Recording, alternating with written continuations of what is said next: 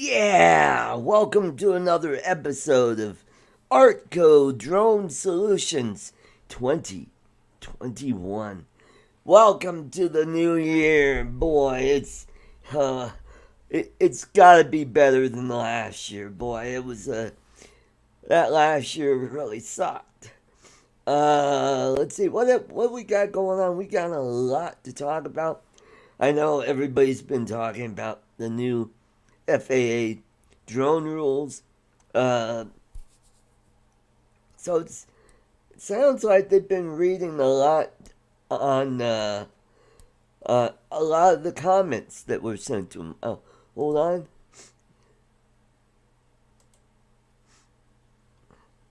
Okay, gotta.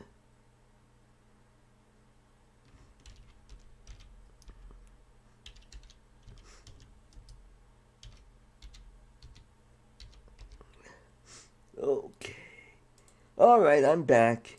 Just had a couple people send me some Facebook messages, and so got back to them. So we'll talk a little bit about that.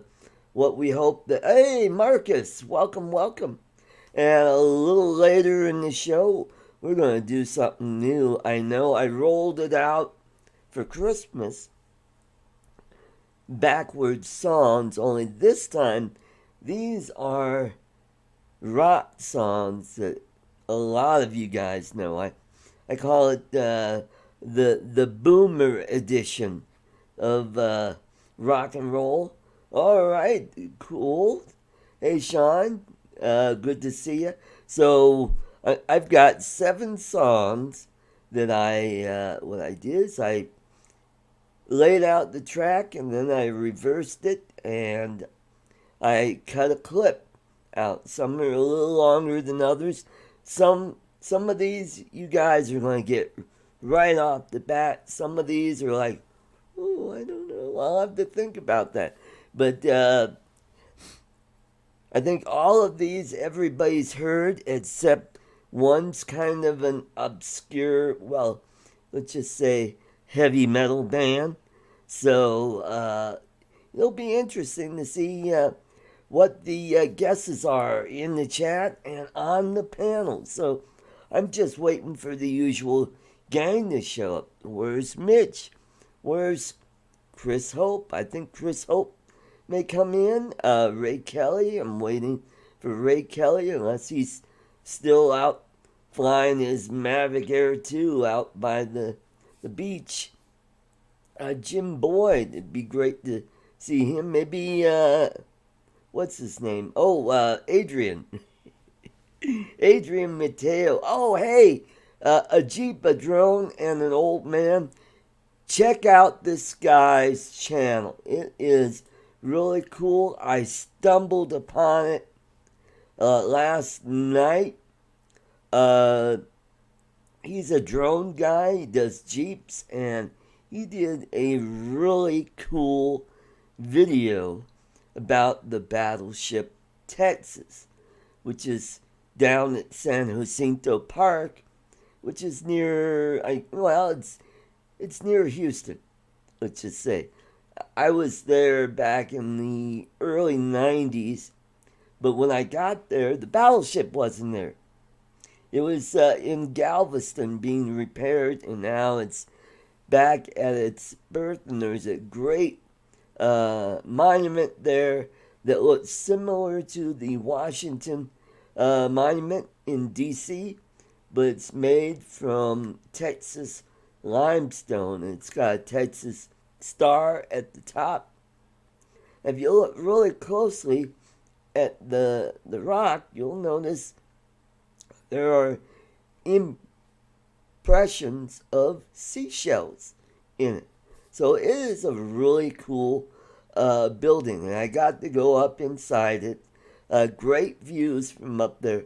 Hopefully they'll be able to get the battleship Texas repaired. It really needs a lot of work. It is slowly sinking at its birth because the way they had it set up was just really dumb, and I don't know where they got the great idea. Hey, let's put some put some seawater in and we'll kind of let it settle on the bottom in the basin.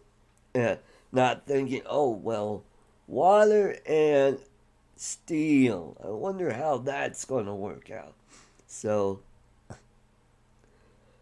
so they're having some issues with that. So, folks, hold on a sec. I gotta take care of something. My nose just decided, hey, I'm going to run right now.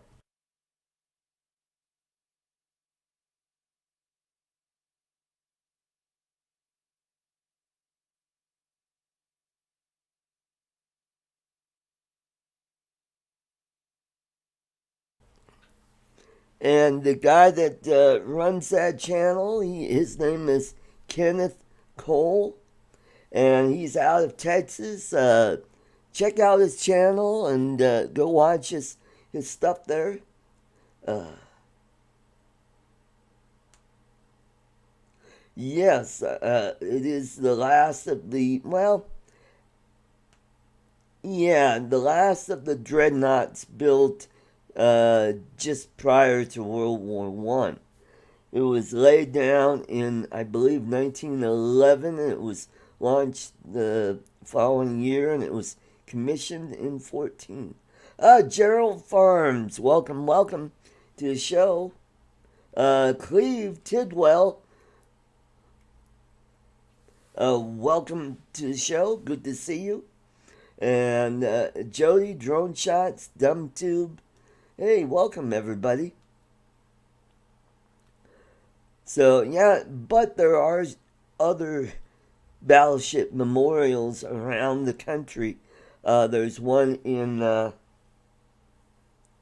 Mobile, Alabama. That's the Battleship Alabama. And one in Fall River, Massachusetts. That's Battleship Massachusetts. And there's one in Wilmington, North Carolina, the Battleship North Carolina. And the New Jersey is in New Jersey, near Philadelphia. And if you've been watching Mikey's channel, Philly Drone Life,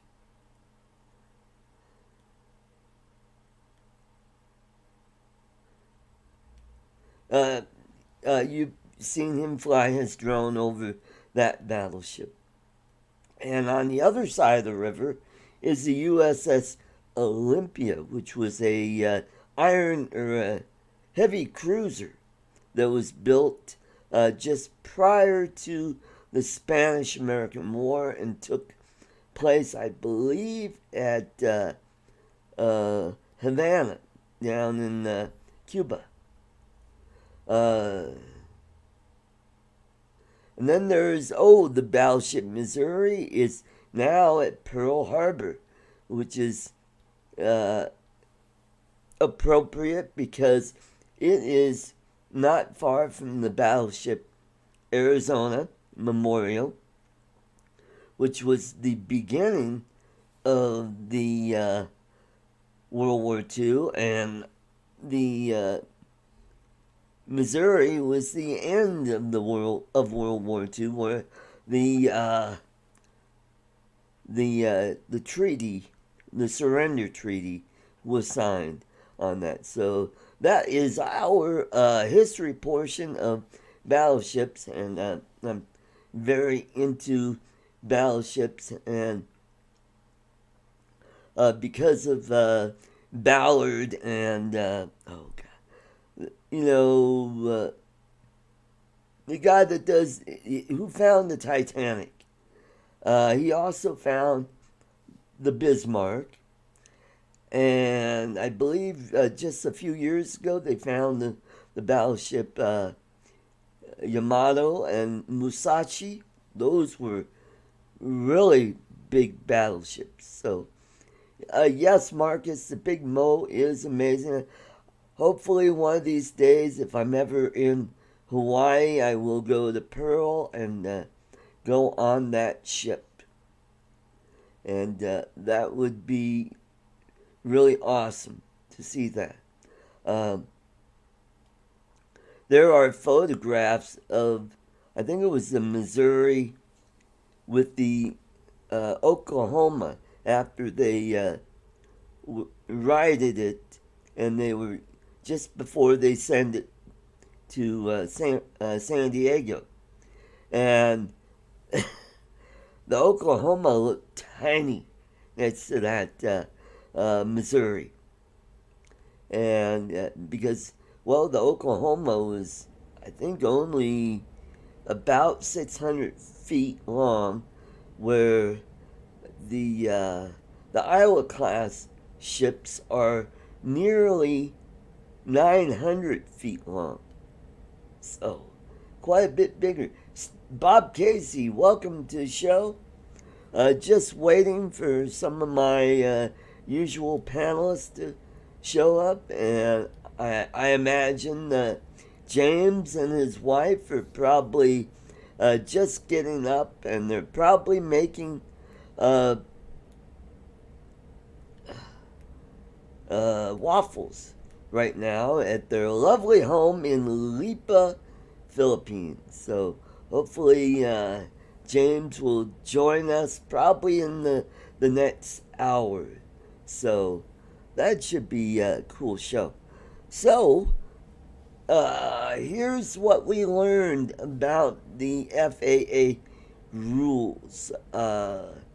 Some of it is really cool. The thing that I like is I don't have to spend $150 to take the recurrent test, where I could just take it online, and from what I hear, it is a easy test. It's just a few questions. I think what they want to know is they want to know that you understand what the rules of drone aviation are, to see if you are kept up on these rules, which is good, but it'll save a lot of us a lot of money. From what I understand, Jason Shepard over at Remote Pilot 101 is one of the places you could go to take the test, which is really cool to me.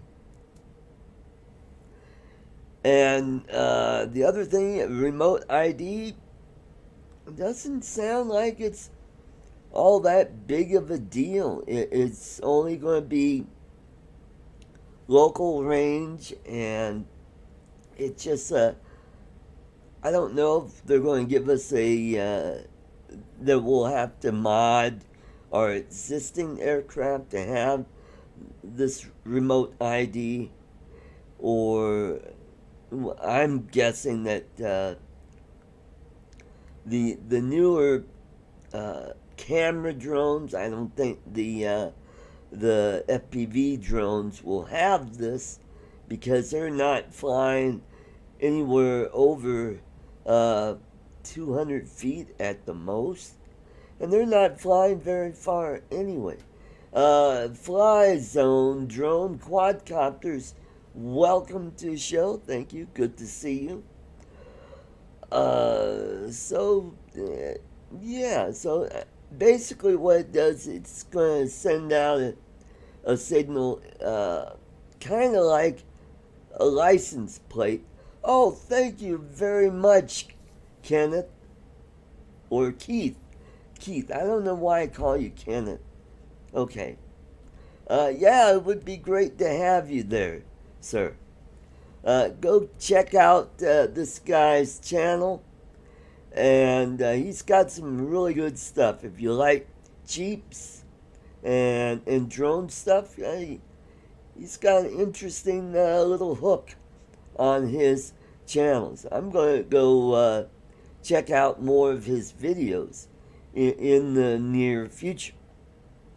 Some of the other interesting tidbits about the FAA drone rules is about no more need to get a daytime waiver, or you can finally fly at night. If you are Part 107, you'll be able to fly at night as long as you have a lighting strobe, a strobe light that can be seen up to 3 nautical miles. Oh, Brian, thank you very much. TDR Drones, thank you for that super chat.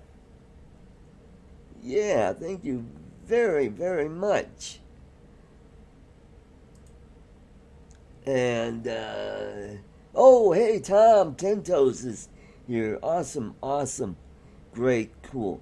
So, that's interesting. So I'll be able to, instead of getting a waiver to fly at night, all I have to do is, that's right, Tom, 3 statute miles. Yep. Uh, I'll be able to get one of those Loom Cube strobes, put that on my drone, launch it, but I don't know if there's anything interesting around here to see. It would have been nice, well, maybe next Christmas, that would be an interesting thing to have because I'll be able to, check out some of the Christmas lights around the neighborhood here. So that'll be interesting to have. Ed, welcome to the show. Good to see you, my friend. 4th of July, that's going to be cool because I'll be able to get my drone up there, get flying, and check out the fireworks. Last year there were fireworks like you couldn't believe. I've never seen so many fireworks go off in all my life. Normally it is these, produced fireworks displays. It just seemed like everybody in the neighborhood was shooting off fireworks. And it was just amazing. Thank you, Steve Mack. Yeah, you want to send me an email, you can also send me a... I don't think I have, but you know what? I will, submit. I'll go check that out. I may have entered, I'm not sure, but I'll check it out and get my thing in. I didn't get a chance to do any flying today because it was kind of it was nice and sunny, but it was really windy. DumbTube, thank you very much for that 2-pounder. Yeah, thank you, sir. So hopefully maybe Ken Heron might show up, or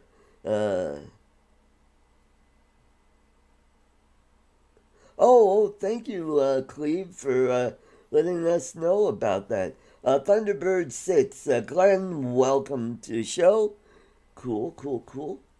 Just waiting for my usual panelists to show up. I don't know.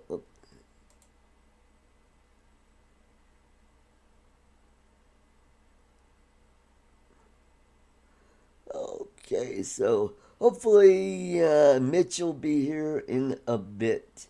And Steve Mack, here is my Teespring store. If you want to, I have mugs, I have mouse pads, I have T-shirts. So I got a lot of stuff. Michael Wright, welcome to the show, and Sunrise Water Media. Good to see you, Chris.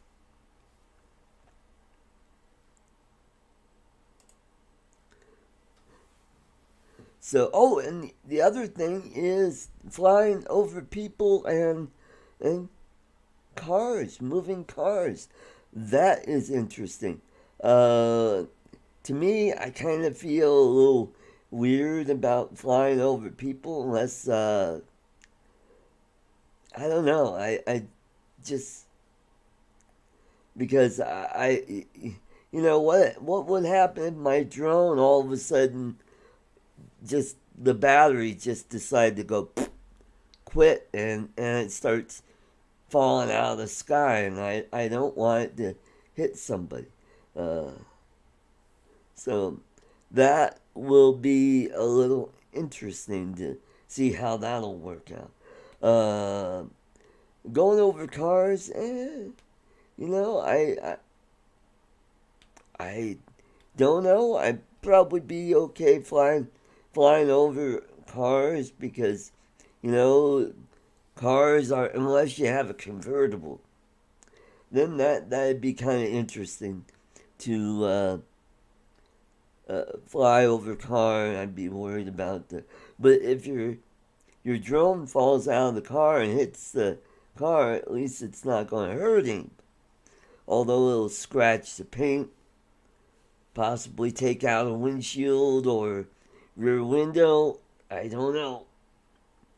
But yeah, that'll be interesting to see how that all works out. What else?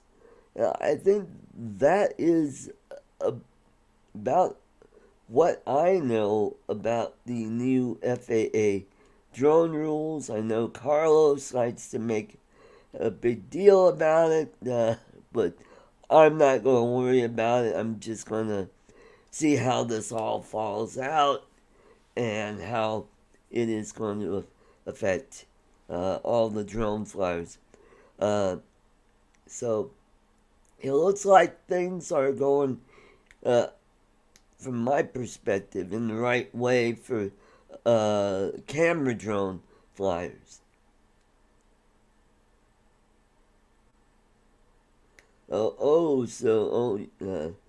Brian's not going to buy the new Femi Mini. Okay, well, that's good.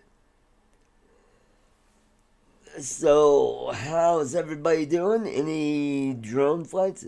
Where is everybody? Where's my posse?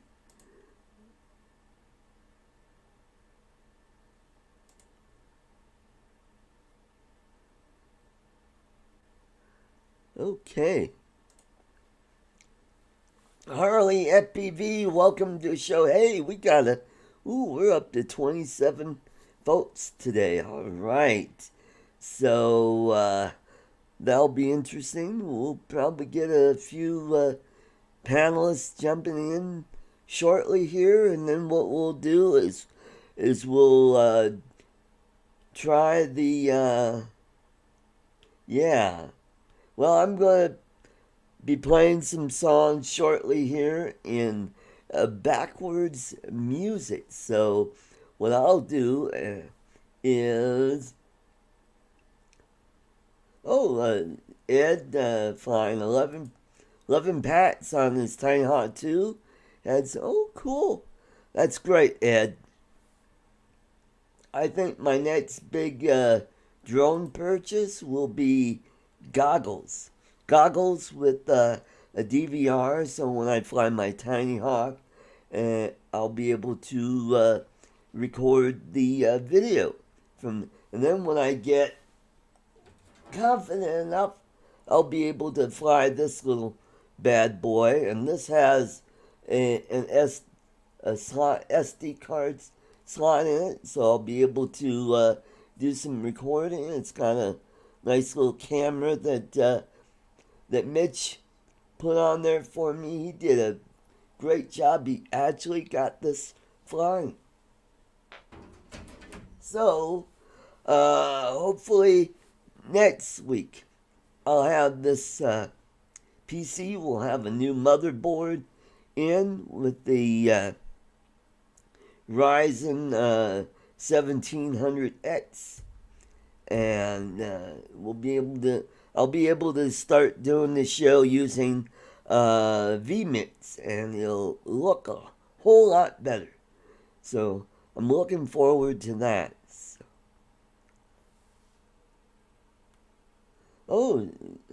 Film the USS Cavalia next Saturday. Sinking aircraft carrier single-handedly. Wow, that's awesome. Look forward to seeing that, Keith. I said it right this time.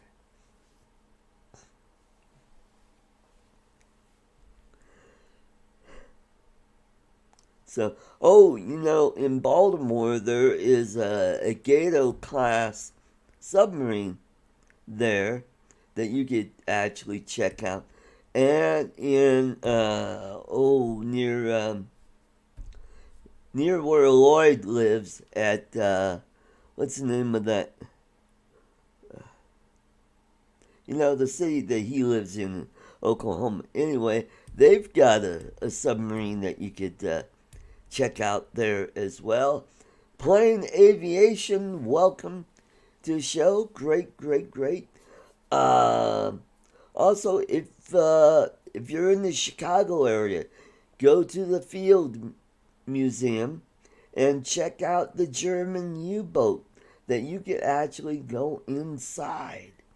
I got to go inside it when I was a little kid, and that's right, Tom. The Batfish at Muskogee, Oklahoma. Just had a little brain fart there. Couldn't remember the name of the town. So, that's what's going on. I don't know where Ray Kelly is. He's probably still at the beach. Well, it's nighttime. There it is. Almost 7:30 p.m. there. So, and it's probably dark down in Texas. So hopefully, that's right, Glenn. Oh, there's Carlos.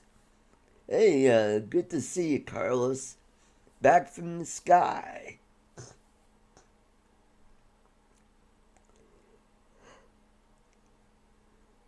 Yes, that's right. If I fly this 5-inch quad, be very afraid, run away. Yeah. When I do finally get to fly this 5-inch, I'm gonna find a big field where I could fly where I'm not gonna hurt anybody. So that'll be interesting.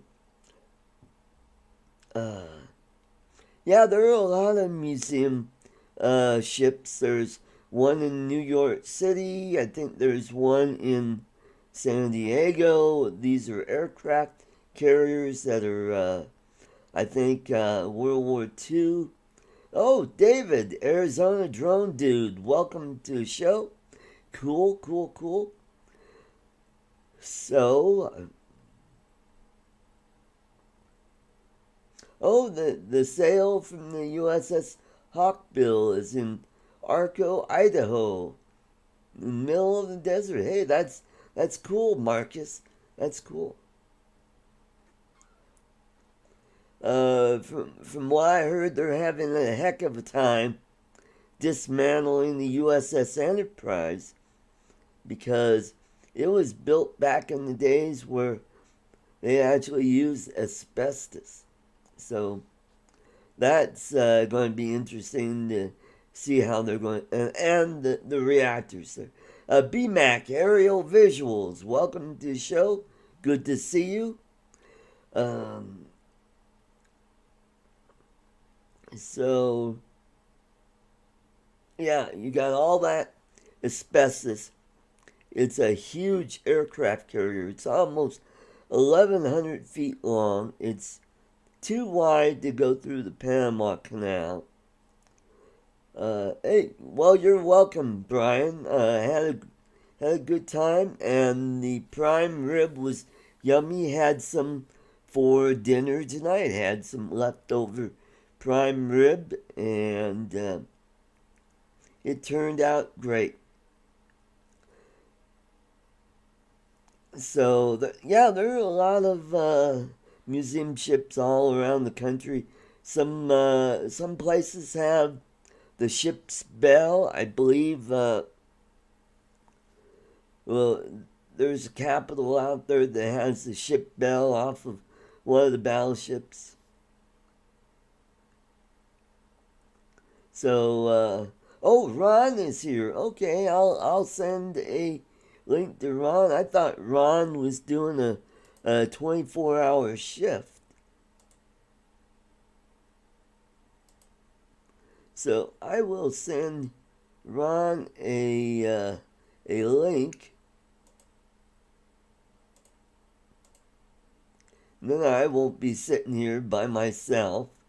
Ron Elliott. Oh, okay. Let's see if I can get him on.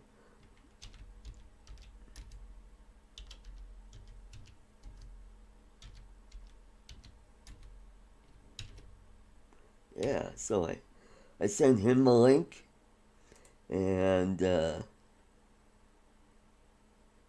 I sent a link to Ken Dono. BMac, I will send you a link. Oh, yeah, I think you have a link. No, you don't have a current link. Here is a link for you. Brian, you've got a link to jump in.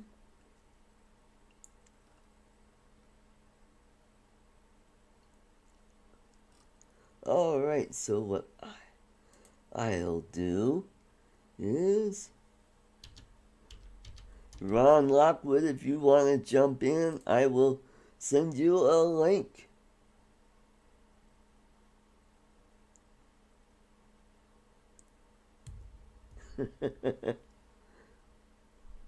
Okay, Brian, well, thanks for popping in. We got a good crowd tonight. I finally broke a 30. Ron Lockwood. Okay.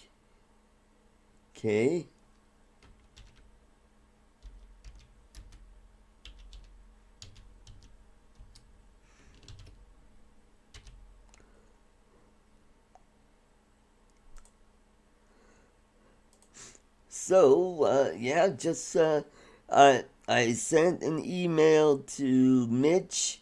I even sent him a text.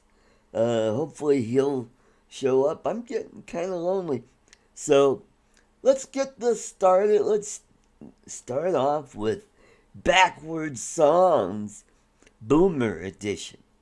So, hopefully I can get this. Michael McReynolds, welcome to the show. So, here's what I am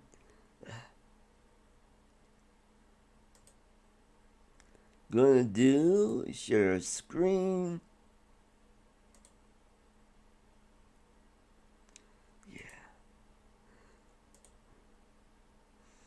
Alrighty, so here's what I'm gonna do is, oh wait a minute, oh you know what, dang it, let's try that again, because I don't think yeah. Okay, share the audio. This time, darn. Hold on.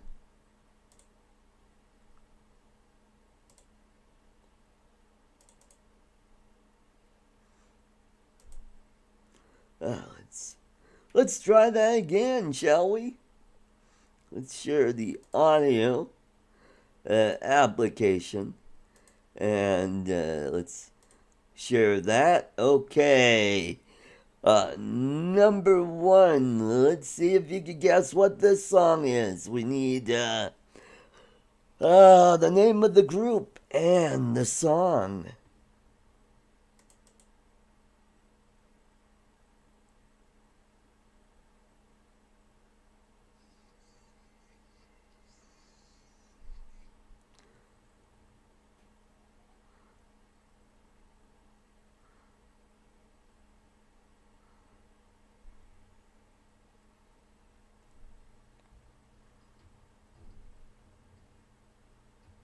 All right, can anybody guess that song? Evidently, Ed must have heard something.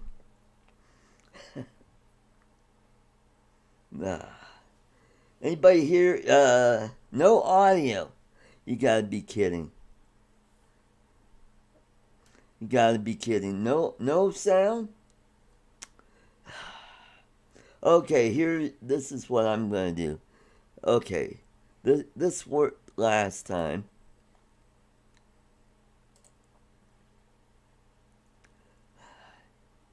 Dang it.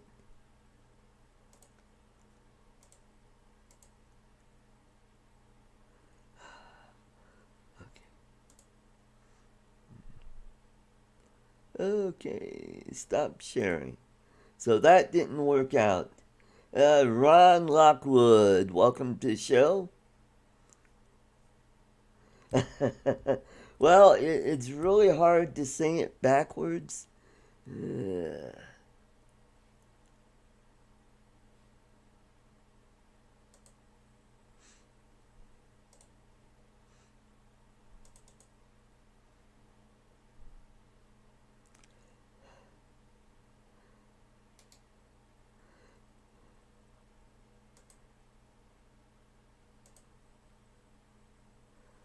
Okay, let's see if I could do it. I know. Hold on. Talk amongst yourselves.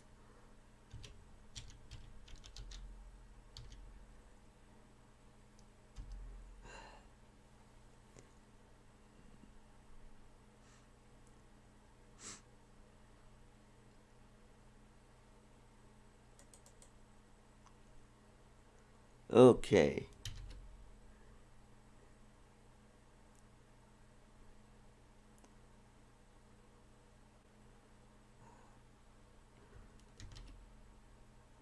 Gotta be kidding. What is going on?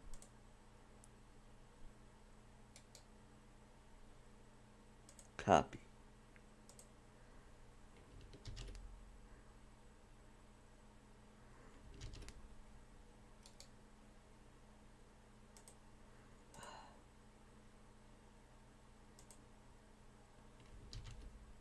Well, it's not letting me.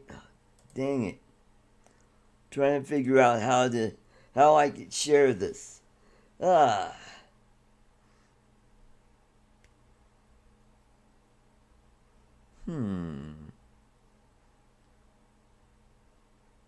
Sergio, welcome to the show. Good to see you.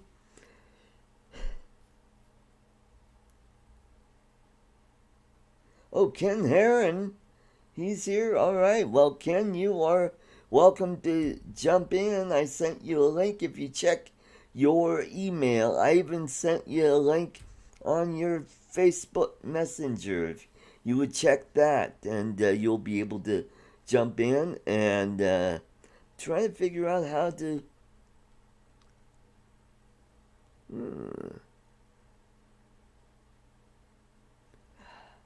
Well, if we can't get it to work, okay, share screen, application, window, and oh, all right, all the way from South Dakota. Let's welcome to the show, Ron Lockwood.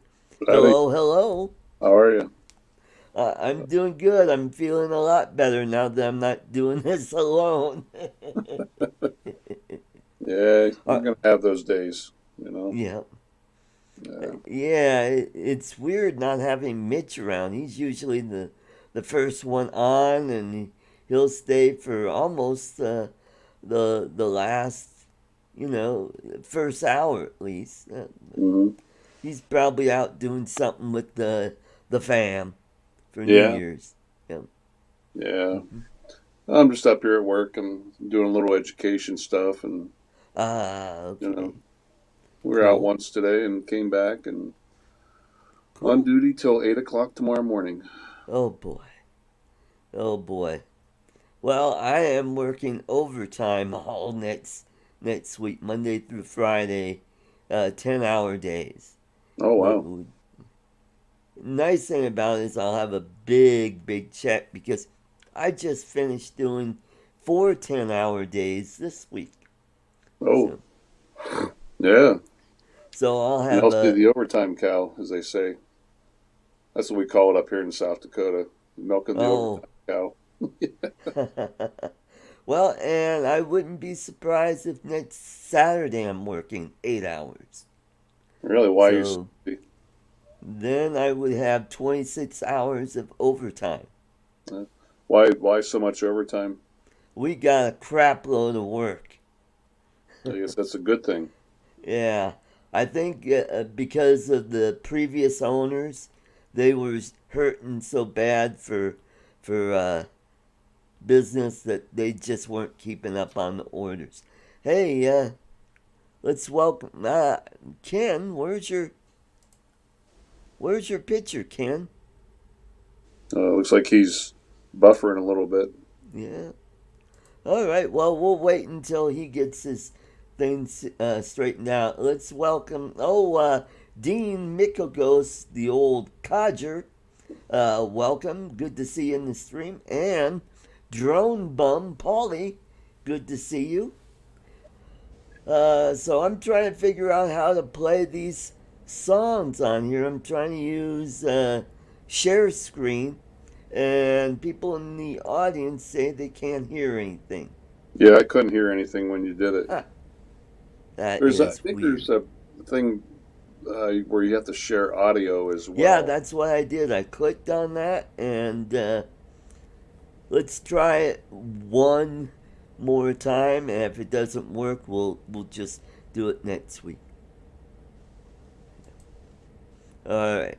Share screen. Share audio. I wonder if. Huh. Okay, I'm gonna go to the application window.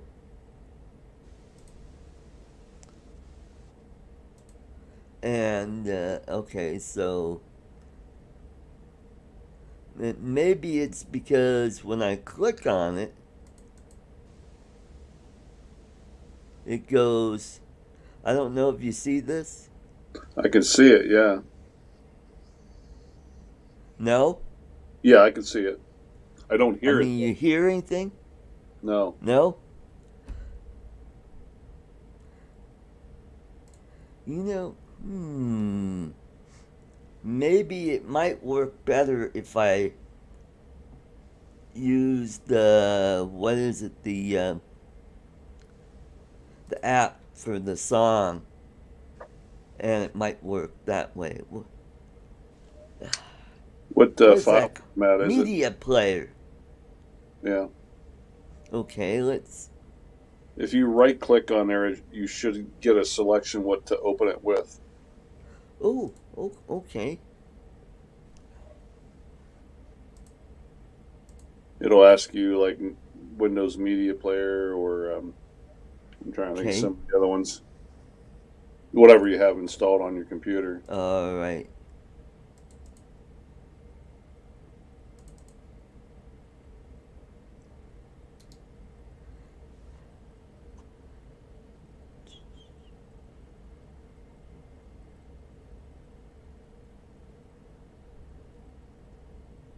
Okay.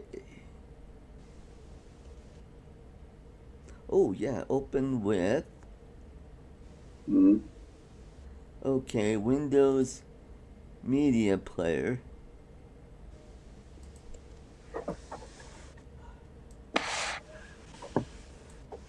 Okay, let's try that.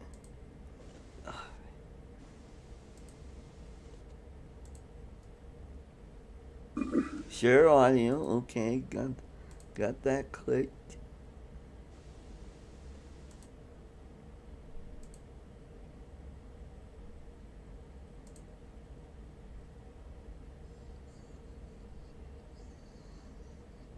No? No.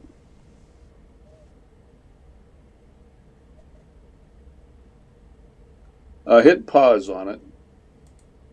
Now click on your uh,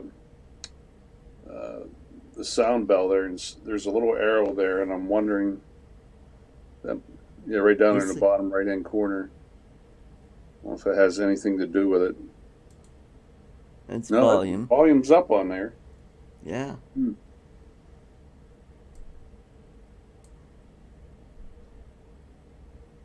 Hmm.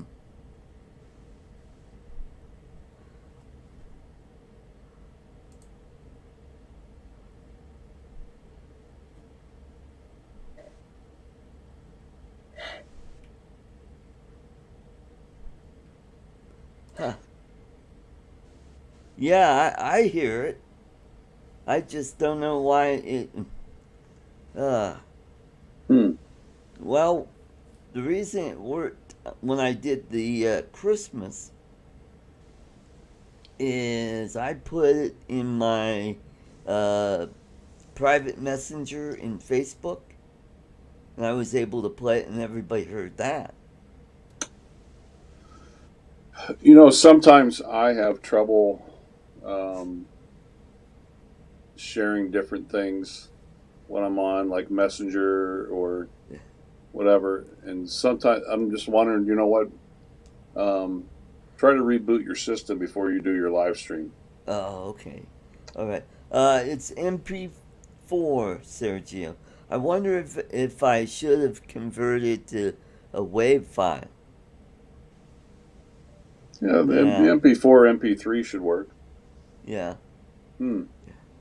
Because when I did those songs, I believe they were in. I think they were WAV files. I will have to look. Do you have any like tiny little videos on your computer that has sound to it? Just Uh, anything random. yeah, those work fine. But I'm Okay. what I'm saying is try to do that on here to see, is it the program that's not putting out the sound? Is it um, you know what I'm saying? Yeah. Just click if you have a little any video on there. Just play a couple seconds of it to see if the Okay. sound shares. All right. Let's.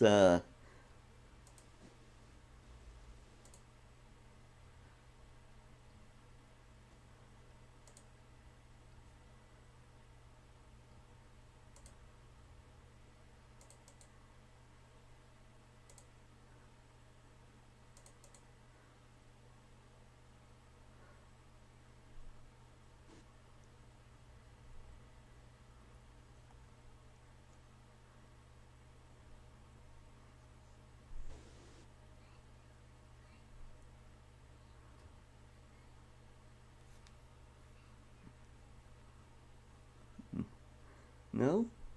Mm-mm. Okay. Hmm.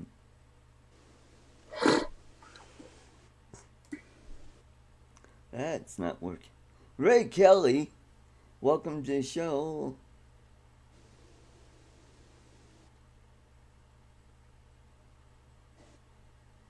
Oh, it says appears alongside you and your guests.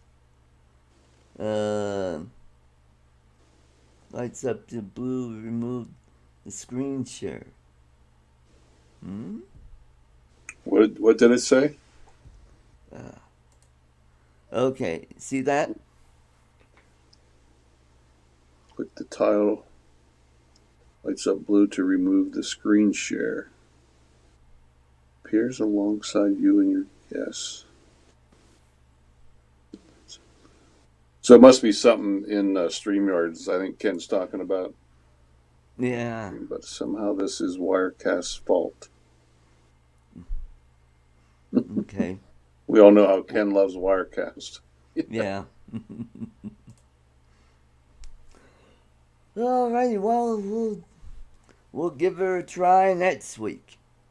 At least I got like 7 albums that I went through, and for some reason my DVD player is not working.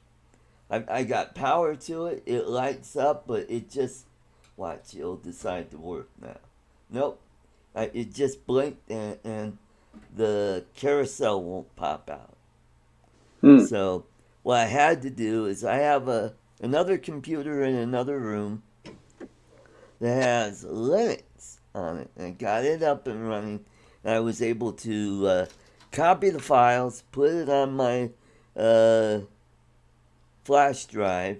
And I was able to put it on. I had it put into a file on my D drive called Backwards Songs, and then I went through and and put all the albums in by the name of the album by group.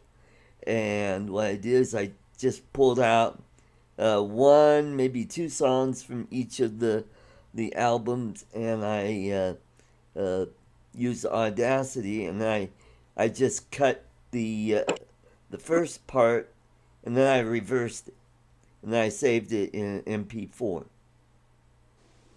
Hmm. But And it plays.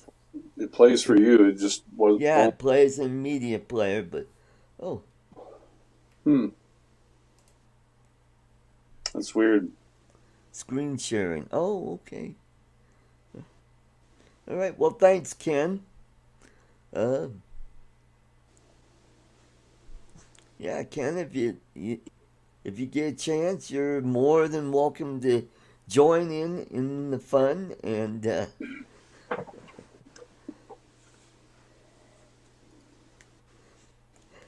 so, how's the weather up there? Are you in South Dakota or North Dakota this time? I'm in North Dakota today. Well, this Oh, okay. weekend.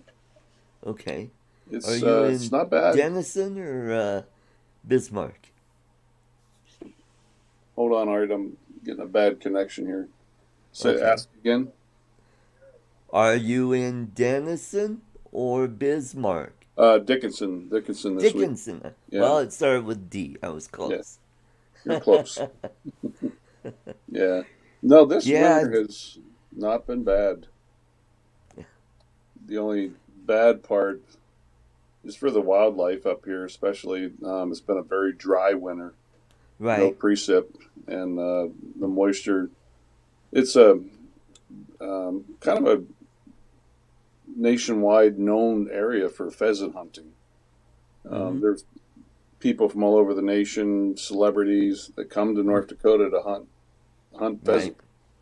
And I remember 5 years ago when I first started up here, it was nothing to see 500 to 1,000 pheasants on the way up, Wow. all over the place. Now I see five. Yeah. I used to see them all along the roads, but I think last winter and the winter before was really brutal up here. Mm. Um, Yeah. and like I said, this winter, even though it's been very mild in temperatures, anywhere from Yeah. It 30s just. to 50s, there's just no precip, which is Yeah. not good. So Same down here in Denver. The mountains are getting a lot of snow, but we're just not getting anything down here. And you could go the other extreme where you get too much snow. That could be bad for the animals as well. yeah, Hmm. well, I know what my reason is. Last winter, we didn't get too bad last winter, but I have a storage unit about a half mile down the road just because I don't want to clutter up my garage with too much stuff. But Right. I keep my snowblower there. Oh, And oh, that's a last good year I place. waited too long to bring it home, and it was so much snow that for about 3 weeks I couldn't even get into the storage unit area. The Right. gate would not work. Oh, it was terrible. So now I brought it home early. It's in my garage. I haven't turned it on. I haven't needed it. Well, that's a good way to keep the snow from falling. Yeah. Ray, yes, pheasant does taste like chicken. Yeah. Mm. Jack Nicholas was up here not long ago hunting. Oh, okay.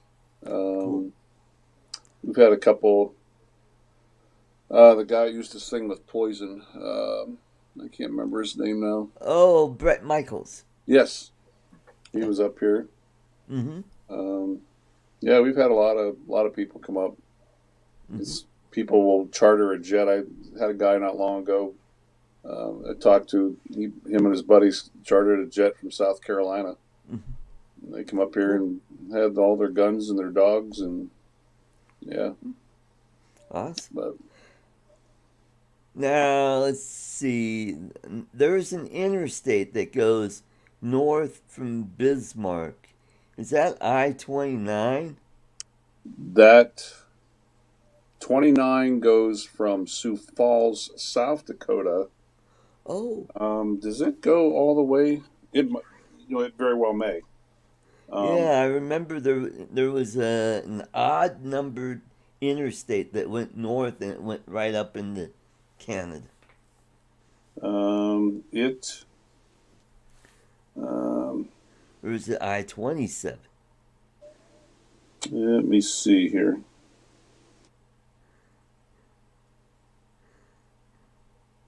I know 29 does come up out of Sioux Falls, and it does go, I think. Um, yeah, there's 29. It goes. You may be correct. You are correct, Art. Yeah, Uh, yeah, it goes yeah, up into because I do Fargo, a lot of driving, so I right? know a lot about the interstates, especially from if you go east of Colorado to the East Coast. Yeah, Yeah, it goes right up into Fargo, which is on the very eastern side of North Dakota, and then okay. it goes um, up to Grand Forks, North Dakota, Oh, okay. Yeah. and yeah, you're right, right up to the Canadian border. Mm-hmm. Yeah, and right through the Canadian border. Yeah. Um, Mm-hmm. and then actually it turns into a different number, 75, Yeah. once you cross the Mm-hmm. border. Yep. Yeah. Interesting. Hmm.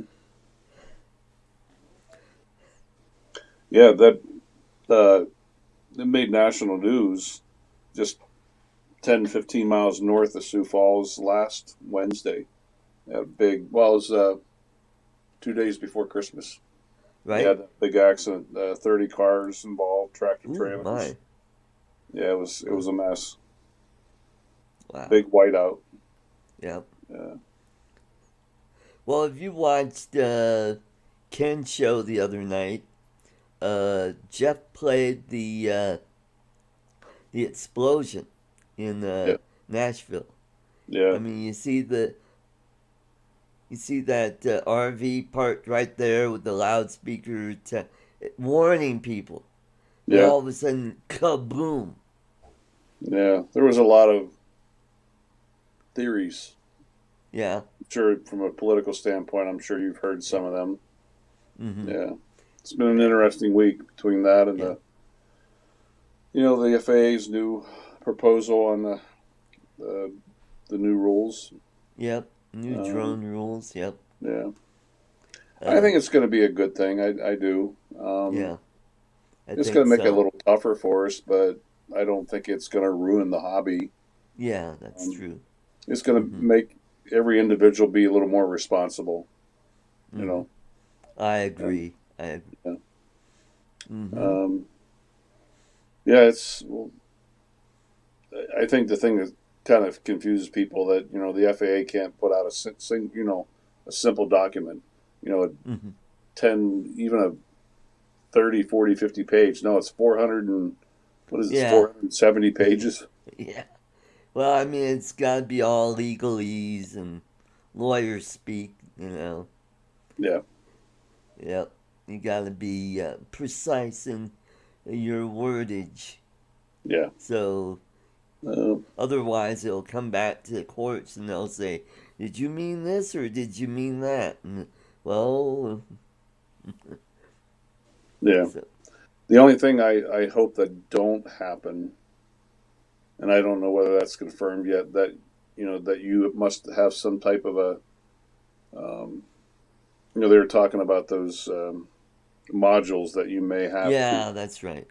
and I hope Hmm. that they're run, by satellite, kind of like the same thing where your Oh, GPS, like GPS? yeah, picks up satellite. Because for Yeah. people like me, then if it's going to require like cellular data or something like that to Right. transmit, then I'm going to be screwed a lot because a lot of the area that I fly, there's no cell data. Yeah. I go up into Hmm. the mountains and there's no people, let alone cell data. Yeah. You know, and so it's well, I guess just sit back and wait and see what happens. You Right. know, so I So think what? the FAA has listened to some of the concerns that people wrote them about. Right. Um, Hmm. I know That's good. That's Ken had a good discussion on his his channel the Yeah. other night Yes, he did. I mean, the man who would know would be Jason. Was it Jason Shepard? Yep. Um, hmm Mm-hmm. Yeah. Yeah, but yeah, we'll wait and see what happens. And they're All saying right. what? Well, it is that time. It is time for toffee trivia. So this one will be pretty easy for you guys out there. We were just talking about the battleship Texas early in the show. Can you tell me the class name of the battleship? Uh, and you can use the Google. So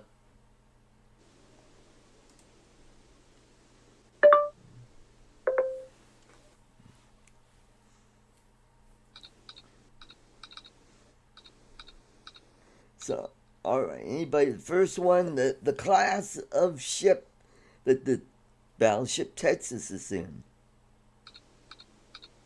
because each battleship is named. I'll give you a hint. It's a state name, and New York class. originally, huh? New York class. You are the winner. All right, cool, cool. Thank you very much. Yes, it was the New York class battleship, and it was built prior to World War One, and it had 10 14-inch guns. Mm-hmm. Mm-hmm.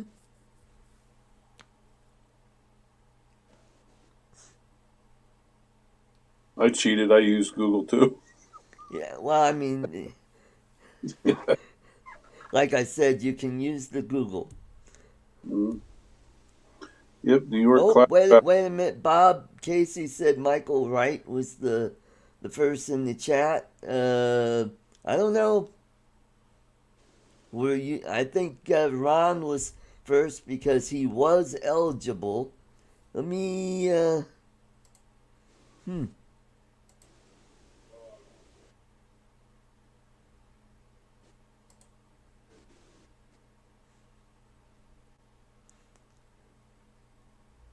All right. I'm gonna. There we go. Okay. So I am not sure. You know what? Here's the deal. Uh-huh. I went to Enstrom's, one of their stores, and they are sold out of toffee. But as soon as they come in, which probably be shortly, I'll, you know what? I'll Who split was the the person, difference. Art? Huh? Who was the other person that was? It was Michael Wright. Yeah, go ahead and send it to him. Okay, Yeah. Michael Wright. Just email me your address, or if you're one of my Facebook friends, just send me.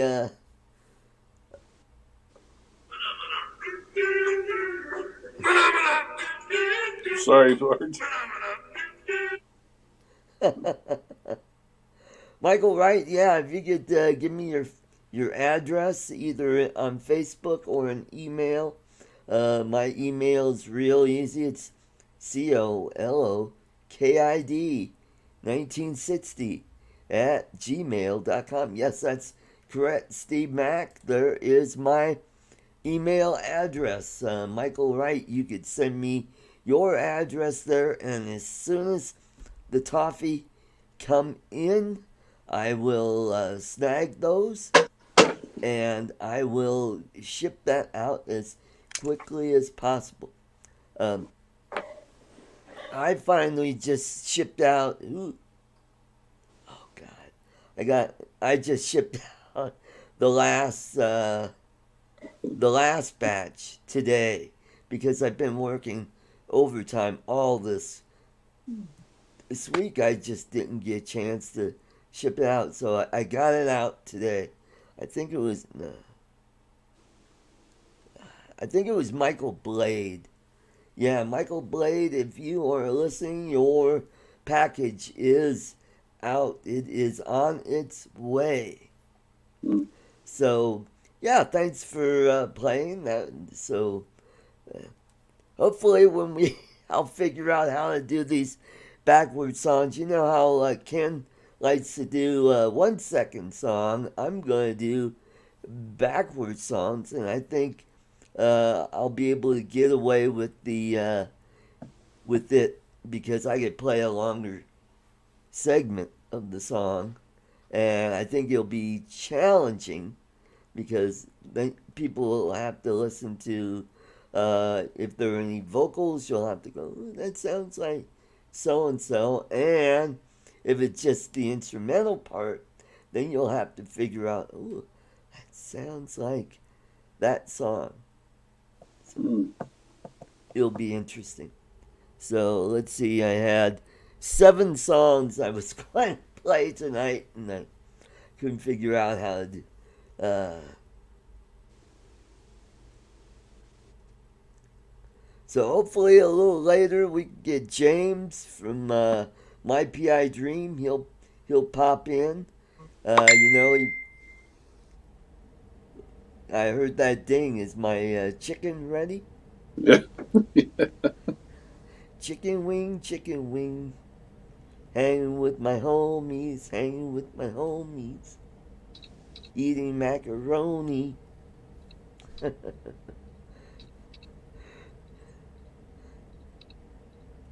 Hmm. Yes. Oh, and for Chris at Sunrise Water Media, I had to send it to him twice because the first time I shipped it out, I put the wrong zip code number. It should have been a 9 instead of a 4. And when the package came back, there was no candy in it. Yeah. Hey, let's welcome all the way from Lipa City, Philippines. It is James, My PI Dream. Welcome, Morning, James. morning, guys. Art and Ron, how are you today? Magadan Umaga. Yeah, magandang umaga, and happy 2021. Yes, yes, yes, yes. Let's hope so, eh? Yeah, yeah, that's right. Hey, the lights you put up out in your backyard look fantastic. Isn't that neat? It's Yeah. nice. It's nice. What I found out though, I actually ran more lights, but I ran too small of a gauge of wire. Right? I think it depends on the longer the length of wire when you're running the low level LED. You're Right. running low voltage, Mhm. 12 volt, DC power. You got to run a little bit thicker of a wire. I ran, oh gosh, I'm thinking it was 14. I don't know if it was 14 or 16 gauge wire, and I should have run 12 or 10. Right? And I'm having the further away you get from it, I'm getting a little flicker. And then I have two more lights that are on both sides, the little islands on both sides of the swimming pool, but they're not even coming on at all because I don't think they're just getting enough voltage. Yeah, they're not getting enough juice. Yeah, my power supply that I bought, I had a lot of doubts about it because it just seemed way too small from the big transformer light power supplies I have for my landscape lighting back in the U.S. And I had Right. doubts about it. And some of them, you have a variable, like a variable resistor on there Right. that you can up the voltage. So if it's a 12 volt, you can go up to 13, 14, 15 volts. But Right. this one, I don't see it on there. So I might have to swap it out. I think since I've already got all the wire run and all the lights hooked up, I think the easiest thing for me to do is try to get a more powerful transformer power supply, and then try that. Right, more power, Captain. Yeah. Because if I go the other route, if I try pulling that, oh man, that's a long, and I've got it all run through the PVC conduit all the way around, and it's going to be a nightmare trying to re-pull all the cable because all the GI wire is out of there, and if I try pulling the 14 or the 16 gauge wire, there's a good chance it'll snap somewhere, and if it snaps, boy, I'm out of it. Yeah. So Yeah, anyway, you don't want to do that. UAS worship. Oh, Dan is here. Hey, Dan. It's Vespa, Dan. UAS worship. Well, hey, Art. Ray Kelly. Art, I got to take care of this phone call I just got. All So, right, Ron. It's good to see you. Thanks for popping in and keeping company for a little while we wait for James. okay. All right. Well, you guys have a nice evening, and All right, good to see you. Happy New Year, man. yep, same to you now. Take care. So, James, did you have any fireworks going off there in Lipa City? Oh, it's always crazy. This I've never seen more fireworks for the length of time, and they do it every year, and it's always on New Year's. And although, we didn't see any video on my PI Dream. oh, you did. Oh, you didn't catch the last. Did you not catch the one I posted yesterday? Where we were in the dark because we had a brownout about an hour and a half before midnight. Yeah, that's right. I saw that one. Oh, did you see that? Well, I only ran like about 5 seconds of the fireworks. It was okay. it was right after all the lights went out. You saw we were cooking down in the Right, basement. the brisket. Our Oh, New Year's, brisket. yeah. Well, we were cooking. No, it wasn't the so brisket. yummy. It was the night before. We were doing the nabe. We were doing the Japanese nabe. Oh, And th- okay. And then you see, I put a little comment. Then, and then the next scene is we're in the dark. We're cooking in the dark, and that was about 10:30. I think about 10:30. So we're like, oh, hopefully this won't last very long. But we're like, oh man, this is New Year's Eve, and to get the utility company to come out and fix this on New Year's Eve. Yeah. What's got just before the midnight hour. And they didn't get out. Normally it's about a 30-minute, and they've got it fixed because it was only our subdivision. Outside the Oh. gate, it was still good, and they didn't get it fixed until probably around about 1 a.m. I think about 1 a.m. Wow. Yeah, but it was okay. We still had a good time because the city was still powered up, and they did the regular fireworks that they do every single year. Now there was Right. plenty of places in the Philippines they put a ban. They wouldn't allow them because of they don't want gathering. They didn't want people Yeah, gathering. that's right. Manila was like that. So Manila, where Dave and Emily, they have a house in Parañaque, just outside where the airport is up there. Oh, That's okay. all banned. All fireworks are banned up in that area. Huh. Well, I think maybe for the pandemic and if you've ever been in Manila well, I have been. I know the stories. But the people they go, it's a city. It's like New York City, and they have Yeah, it is. apartments It's a huge across, city. and everybody's shooting from one apartment balcony to the next. They're Oh, shooting back Roman and forth. candles? It's like a war zone there. They're Oh, shooting, back and forth. So they kind of. Oh. That's one of the reasons why I think they're starting to ban it in the big cities like Uh-huh. that as well.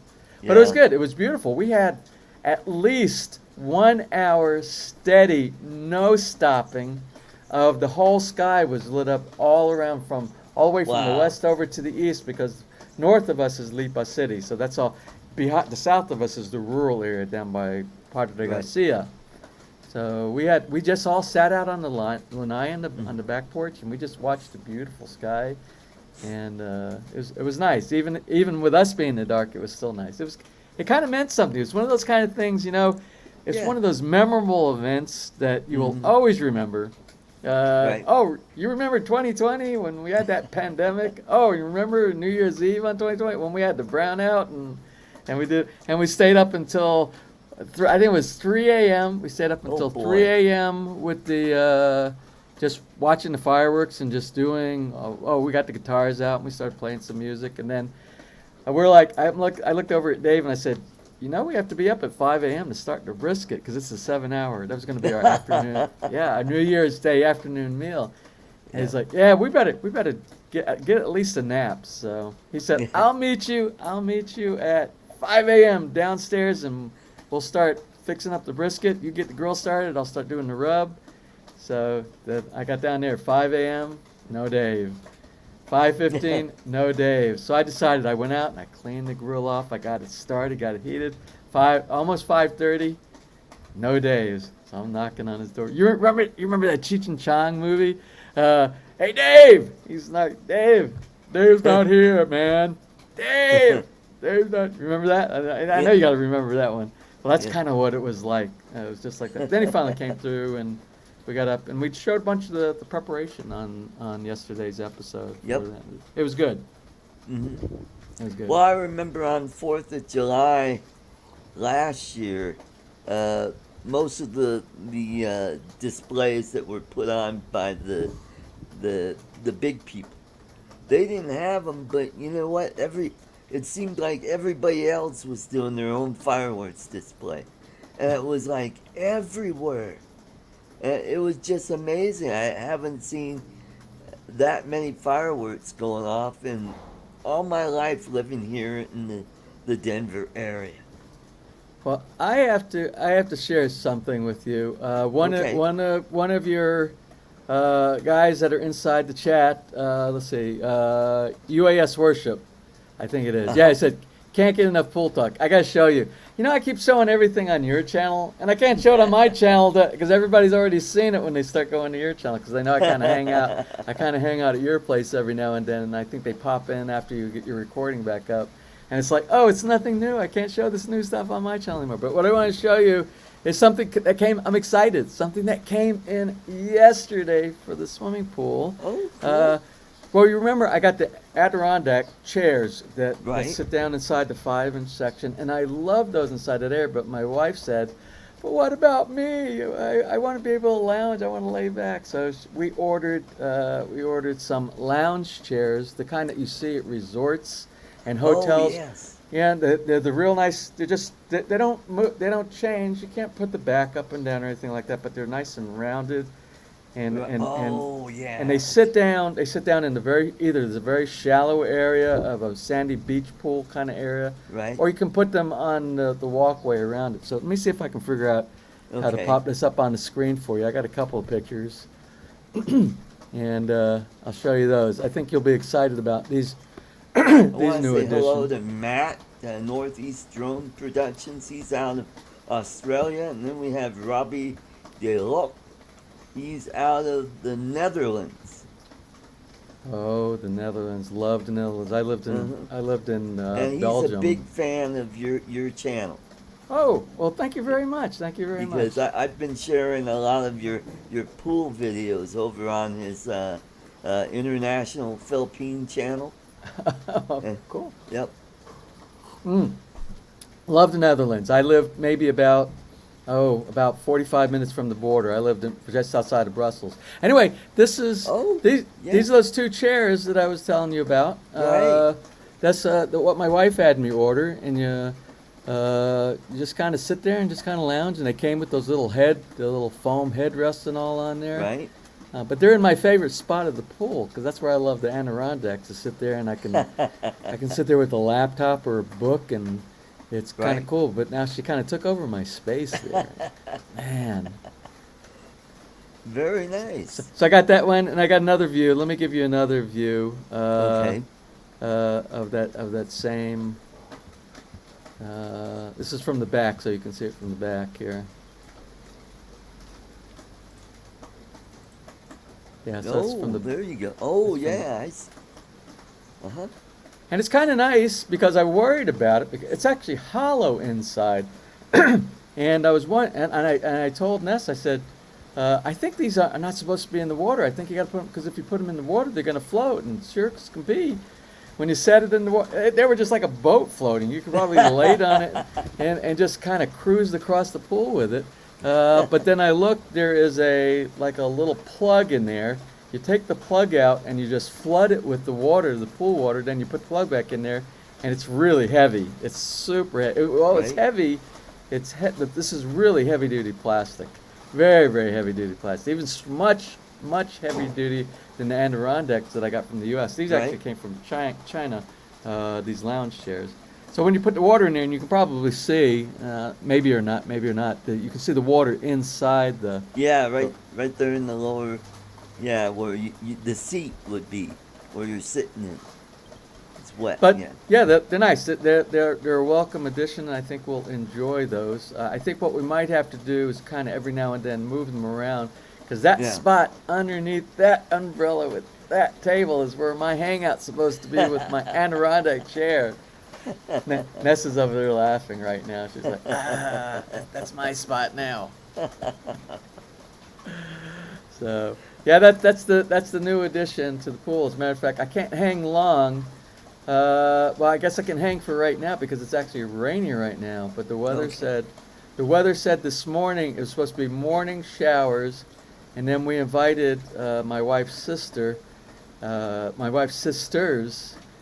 their family. They're supposed to be over because they haven't been able to enjoy the pool. So I'm supposed to be cleaning the pool. We've had like 4 days of this front. If you get a chance to look at the weather pattern, maybe it's kind of gone now, but was this huge long tail of what they call it LPA here, low pressure something another area, low pressure. I don't know. But it's just a huge, and it's just full of rain clouds. But it also brought with it about 40 mile per hour wind, 30 to 40 mile per hour wind, and it's been like a typhoon. Like 4 days of typhoon here, and this morning is the first time that it's kind of calmed down just a bit. So maybe we're at the tail end of that low pressure. But it I see the trees in the background. They're not all whipping around. Now we're pretty calm. Yeah. Well, you can see. Maybe I can set the. You can see back here. Yep. It's I can see the rain. Yep. It's just raining right now. But it's been windy, not so much rain. Today we're getting the rain. We've been getting a little bit of rain.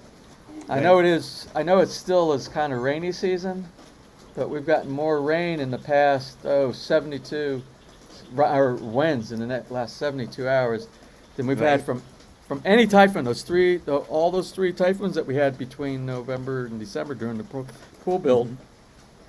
We've had more wind from these last 4 days than from any of those. At least when the typhoons come through, boom, you got about 4 hours of pretty bad things going on, and then they're gone. Yeah. But this has been lasting for about 4 days. So how's the weather there over in Colorado? Snow? Well, it was mostly sunny, but breezy. It wasn't really windy. I was just busy, today I was trying to do something different with the show called Backwards Music. Didn't you do that? Didn't you do that last time? Yeah, I did that for Christmas. That's Christmas. where I sang a Christmas song and then reversed it. Well, with this, I took 7 albums, and what I did is on one of my other machines, because for some reason my CD player or my DVD player on this machine is not working. So I had to use one of my other computers that has Linux. So I was able to copy all the files and put them on a thumb drive, and then put it here, and then I made a folder, and I had separated by albums, and I put all the songs in there, and then I just kind of picked out a few songs, and I clipped it, and then I reversed it, but for some reason I can't get it to play on StreamYard like I did the other way. I think it's because... Is that Robbie? Is that who you were talking about? Yeah. That's up in the Netherlands? Great place, great. Good to see you, Robbie. Well, Art, something I learned from being in the military and having to give briefings all the time in the military. When you have these kind of events, when you're doing a live stream, or whether you're giving a briefing in front of people, you have an audience or something like that. One of the they call it proper preparation, and one of the things that you would always do like a trial or a practice session before you actually do that. I mean, I don't practice what I preach sometimes. Sometimes I just I wag it. I jump right inside there. But that's when Murphy shows up at your front door. That's right. And then you start getting things like what you're talking about there that you weren't able to Well, I get. think what I did on the Christmas songs, those were WAV files, not MP3 or 4. And what I did is I put it in my my messenger on Facebook, and that's how I was able to play it. So I probably should have done it that way. I thought that if I had a folder on my desktop and I could play it through the media player, that it would work. And Yeah. it did. Well, you know what I did? You know what I did with StreamYard when the very first time I started using it, and I was trying to learn it. I was self-teaching Right. myself so I could do what you're doing here. Is you can go online live, but not where everybody sees it, and you can record it because you can delete it later on. Yeah. So that's what I did. So and you could do that yourself, and you could test out to make sure that your audio is working from your Yeah, files, that's if you're right. clicking Yeah. on the right things. That's And- what I should have done. Yeah. Yeah, that's what I did when I first started. But you know what? No matter, even when you do that and you think you're totally prepared, then you go back and you forget to press that one button that you practiced so many times. Yep. and I did that too, just as well. So Well, we'll get it all straightened out in the word. I think it would be a neat addition to my channel that would differentiate my channel from all the other drone live stream channels. Most of them are kind of like what we're doing here. It's a couple guys or 5, 6 guys just chatting away. And I wanted to do something a little different that would draw in more people. Like today, I got over 30 people, which that's Really? pretty Oh. good. well, you know, if you keep going at that rate, because it was like, I remember when you had it was like your standard was like 10 people, and then the next thing I know, you had maybe a week or two ago, you had 20 people. So you doubled. Now you have 30. So, and that's the way it is. That's how you grow your audience. Yeah. That's how you grow your channel. It was just like us. I was so happy when I had 5 people when we first came to the Philippines, and Right. and we weren't even doing that. And that was just, we were on vacation at a resort. It's like a water theme park resort, and we were there. Right. And I'm like, I can't believe I have 5 people that's watching my channel. I was so excited. Yep. And then we slowly grew it. Yep. And it's not one of these viral kind of things where it Yeah. shoots up straight down. But Well, as long as this it keeps going channel- up. This channel will be 3 years old in April. So, yeah, it started off mostly just drone videos, and I think it was a couple years ago that I started doing live streams. I was using different platforms. I was using OBS. I used Streamlabs, and you were one of the first guests I had on the show. I think you were on episode 10 or something like that. I'll have to- Not from the house, not from Villa Feliz. yeah, Because back in 2017. no, not No. 17. I think it was. It was. Yeah, your house was already finished. I think you just finished the house. Oh, okay. So that would have been And- 2018 then. 2018. Mhm. Oh, okay. Oh, Michael Blade say he got the toffee today. Oh, okay. All right.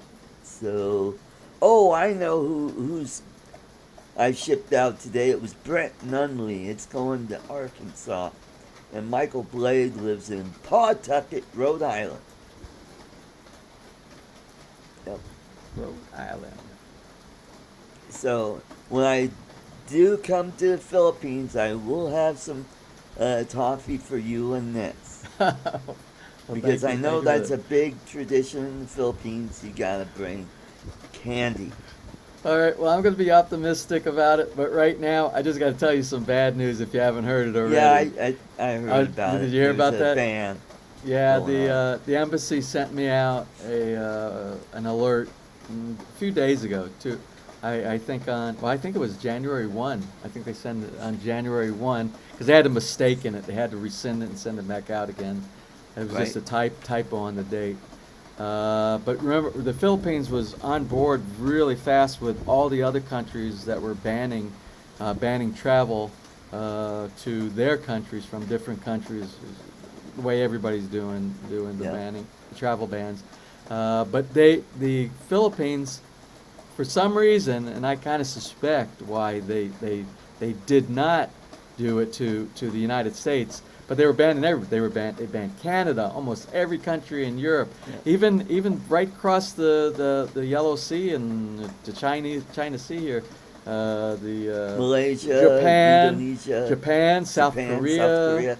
Yeah, all these places they banned all, but the only place they didn't Australia, ban in the yep. first very beginning of the restrictions was the United States. But then I think they realized the numbers, and they added the U.S. to that. Yeah. And what they do here in the Philippines, I don't know. I haven't really been following the other countries, how they, what they determine is the length of time for these restrictions. But the Philippines kind of goes, it's like a 2 week at a time, no matter what. It's like 2 weeks at a time, whether Right. it's the GCQ, the General Community Quarantine, or any of the modified versions of it. Everything is, we're doing this for 2 weeks, and then we'll reassess and we'll redetermine whether we need to extend it, Right. make it stricter, or leave it alone, or rescind it. So they do about 2 weeks, and I think that's what they did on this latest one. I think it's January 1 until January 15, I think is what they have. But I'm trying to think of this logically. By the right way, now. that's my birthday. January 15. Yeah. Did you send me a shout out request? I think I did on one of your latest. If I haven't, I definitely will add that. Oh, I do. I have it. You're gonna be 61. Yep. Oh, did I just? Having fun at 61. It gets better and better. I'm telling you. That's in my rearview mirror for me. So and I'm having more and more fun as time goes along. Oh, what was I saying? I was talking something about the the restrictions. The restrictions. You threw me off course here. That also happens when you start getting past 60. You're gonna see that's gonna happen too. So what I predict that this January 15 is just going to be the beginning of multiple extensions. They'll extend it out to February. Because I think many places around the world, including the Philippines, I'm going to say tend to ignore some of the recommendations during the holidays, and I think there was a lot of social gathering going on, which means you won't see the effect until 2 to 3 weeks. It's usually 3 weeks after that you'll see, and we're also right now because of the Thanksgiving and the preparation. Right, and then you got the Christmas, and then the New Year's and all that we have right here. So I think January is going to be at least the whole month of January, maybe into February, is going to be a pretty I think you're right. Doomed months for travel.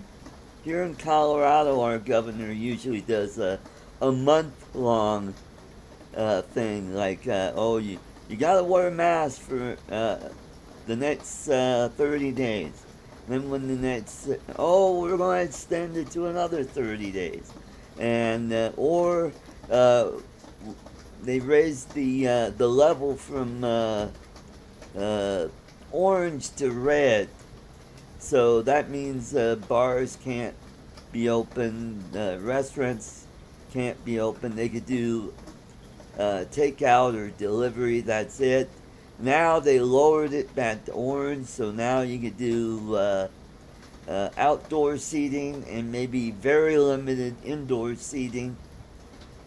Boy, I mean, the bars, restaurants, and comedy clubs are really getting hammered by this pandemic. I think a lot of them are going to be gone after this is all done.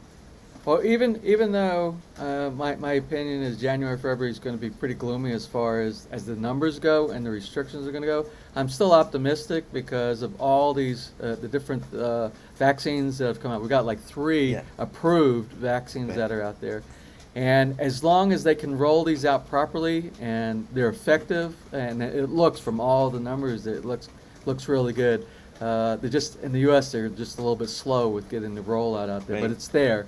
I'm optimistic that by summer and towards the end of 2021, we're gonna most of this is gonna be in our rearview mirror. Right. And, Yeah, I things- think you're right on that. much better days are ahead of Yeah. us. At least, but that's a good feeling. Yeah. But we got to get through it. There's going to be a couple of rough, at least a couple of rough months ahead of us, I believe. Well, Robbie has a good point about the UK strain. Well, just a few days ago, they found one person with the UK strain here in Colorado. In Colorado, that was the first one. Then they found them in Florida, and they've got them in California now. So it's just like you remember at the very beginning, in like January and February of last year, when the very first one hit. It only takes one, and it just spreads so quickly.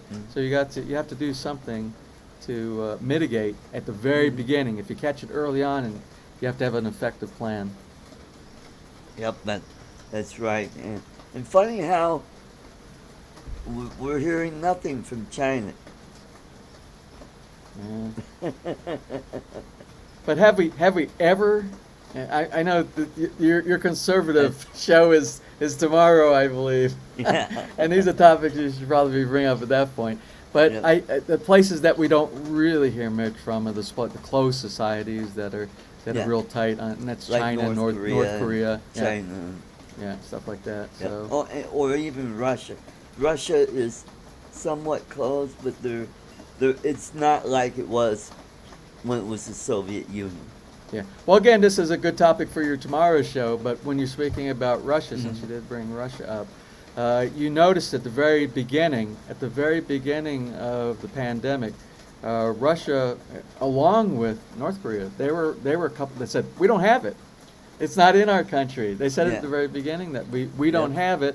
And then I think the numbers that they were providing at the very beginning, I think were that they were much lower than they were willing to say. Just like what happened during Chernobyl, if you remember that little incident several years back. And remember how fast we've got a vaccine. Yeah, Like, yeah. Well, yeah. because they were thinking because the Philippines was talking about buying the vaccine. And that was way before anybody had anything before. Pfizer, they were just into doing research and things like that. It's probably vodka. Well, that might work. That might work. Yeah. And you just inject that in there you go. your veins, just like Instead of I'm not doing even the gonna go shot. there. Not even gonna go there. Okay. So, but yeah, So- I think your travel plans. I don't know.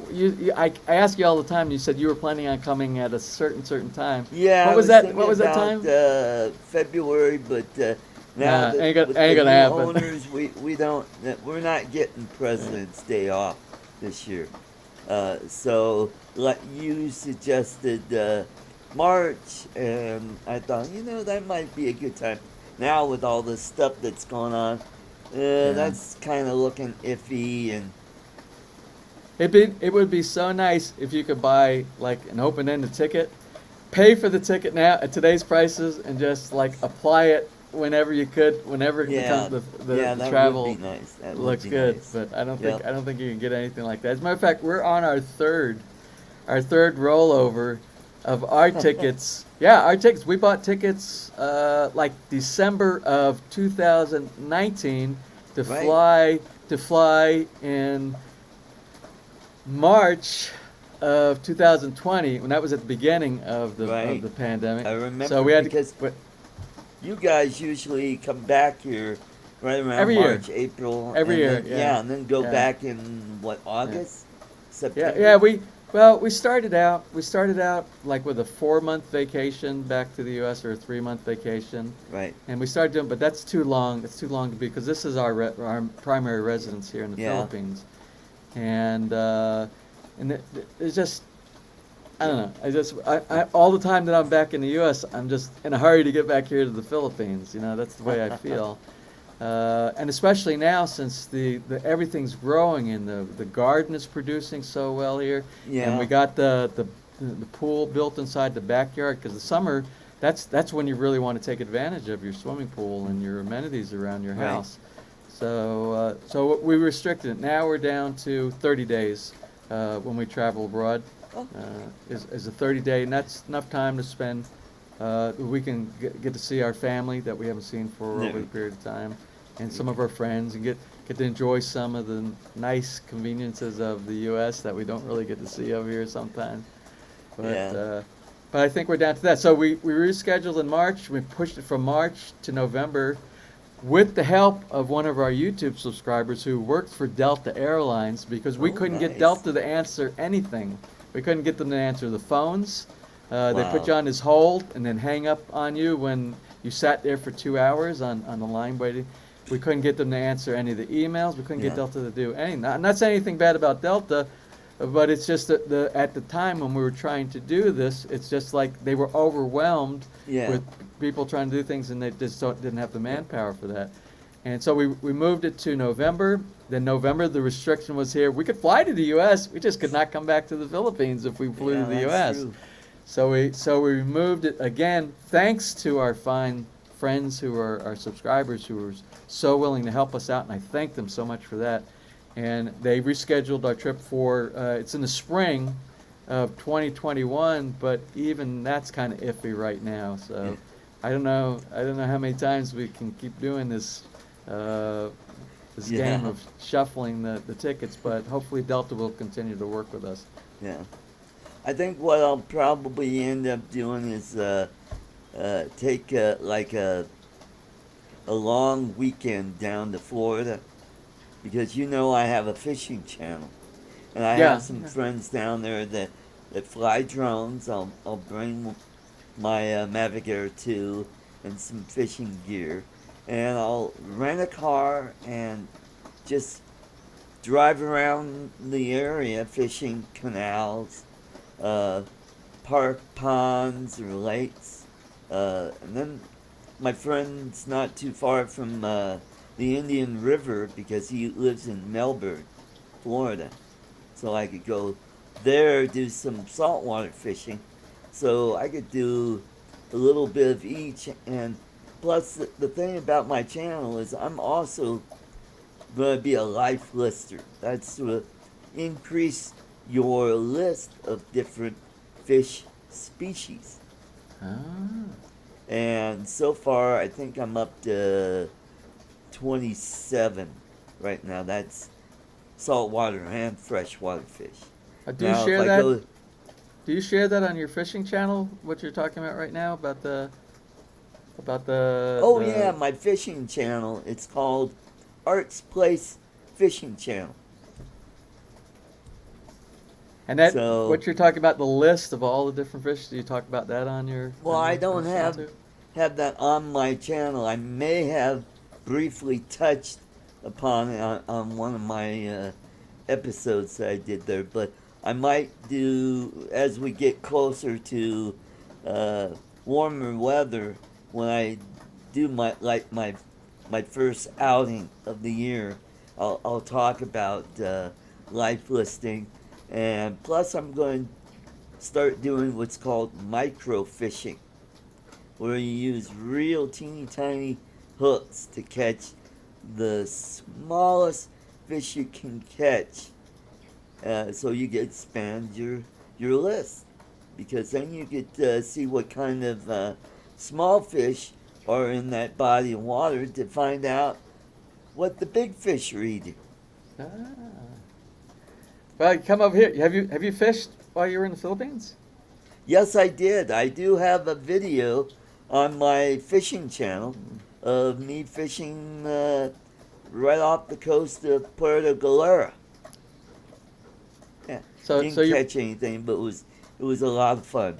so you're I probably very familiar with tilapia then, if you've been over here. Yes.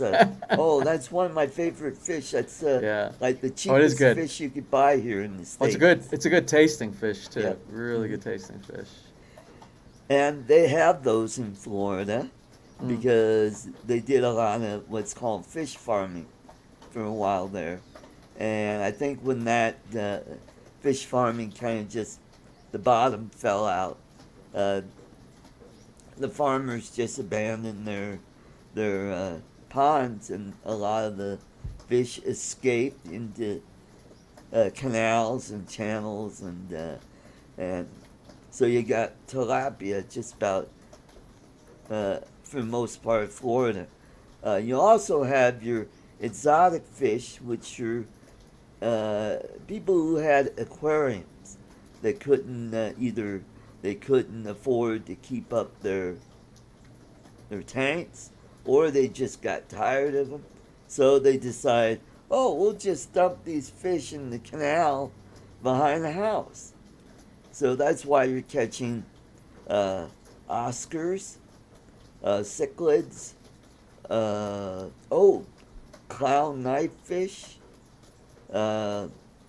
ewas, piranhas, all kinds of, peacock bass, which are native of South America, and they get pretty big down there in Florida. Well, I used to fish quite a bit when I was in Charleston. Of course, Charleston it has two major rivers on both sides of the peninsula that we have right there. We have the Cooper River and the Ashley River on the Right. opposite side, and they both have their share. They both have their share of good fishing. The Ashley River though also has its good share of alligators though. Yeah. There's a lot of gators. Well, there's gators on both sides, but a lot on the Ashley River side. But I used to be, I don't know if you know it, I was a firefighter. Yeah, that was actually when I got out of school, my first job was a firefighter. I was a regular firefighter, then I worked my way up to engineer. Oh, nice. I was on pumper trucks, I was on ladder trucks. But our schedule was 24 on, 48 off. So we work a 24-hour shift, then we have 48 hours off, constantly rotating like that. Right. And with something called a Kelly day, you got like 3 Right. days off in a row within so many days of your regular schedule. But Well, what I did, Ron, that was just on before you jumped in, he's an EMT. He works in South Dakota and North Dakota. He's in Dickinson, North Dakota right now. And okay. he's about to go on another long shift. Uh, And so, yeah, he Was that the knows 24-hour all- shift that you were talking? I heard you say Yeah. something. I actually chimed Yeah. in a little bit earlier while we were eating waffles. Yeah. And okay, so I was wondering when you said 24-hour shift. I'm saying, well, who other than firefighters does a 24-hour shift? Okay, so now I'm tracking. But anyway, Yeah. what I was getting at is Yeah. on my 2 days off and on my Kelly day, I lived in the river. I had a little over a 15-foot bass boat. Oh, nice. Yeah, and it was just the biggest size for one man that one man can manage. I had a 75 horsepower Johnson and trolling motor, and I used to stay in the Cooper River. It actually goes all the way up to a lock and dam up in Monk's Corner, South Carolina. Right. And the water's it's all the murky water because the water comes from the sea, but Yep. it's got a lot of all kinds of fish inside there. It's got if you like catfish, if you like brim or sunfish they call Yeah. it, if you like crappie. Hmm. That's one of my favorites. Yeah. And we have a bunch of the cypress stumps, and they hang around all the cypress stumps inside there. Yeah, that's And right. you can take your boat back into the real still waters back inside there, and it's real nice. It's really relaxing. But I used to do that's. I kind of used to live back there. Now it also has bass, but my experience with game fish, as opposed to fish like sunfish or brim or Yeah. crappie, people call it different names, is the ones that taste the best, like Yeah. like brim and the crappie, is they're not as fun to fish for. It's pretty boring fishing for those. But the game fish, like bass, they're fun. They're challenging and they're fun for the Yep. sportsmanship. But they just don't taste that good. The meat Yeah. on them just don't taste as good Yeah. as Yeah, the bass have a simpler kind of a fish. fishy taste to it. Yeah, and I guess if you were a chef and you really know what you're doing with Yeah, all the if you sauces and marinate it, seasoning, you can get yeah, if you rid know how of to do the that, fishy taste. Yeah, yeah, that was yep. that was my experience with that. But I will tell you, a very underrated fish that I think people don't understand so much, and a lot of people won't. They'll throw them back in. They don't even like catch them. Is the catfish. Yeah, Because most people don't want to do it because they're bottom feeders, and it's yeah, just so much garbage on the bottom of the yeah. rivers and creeks these days.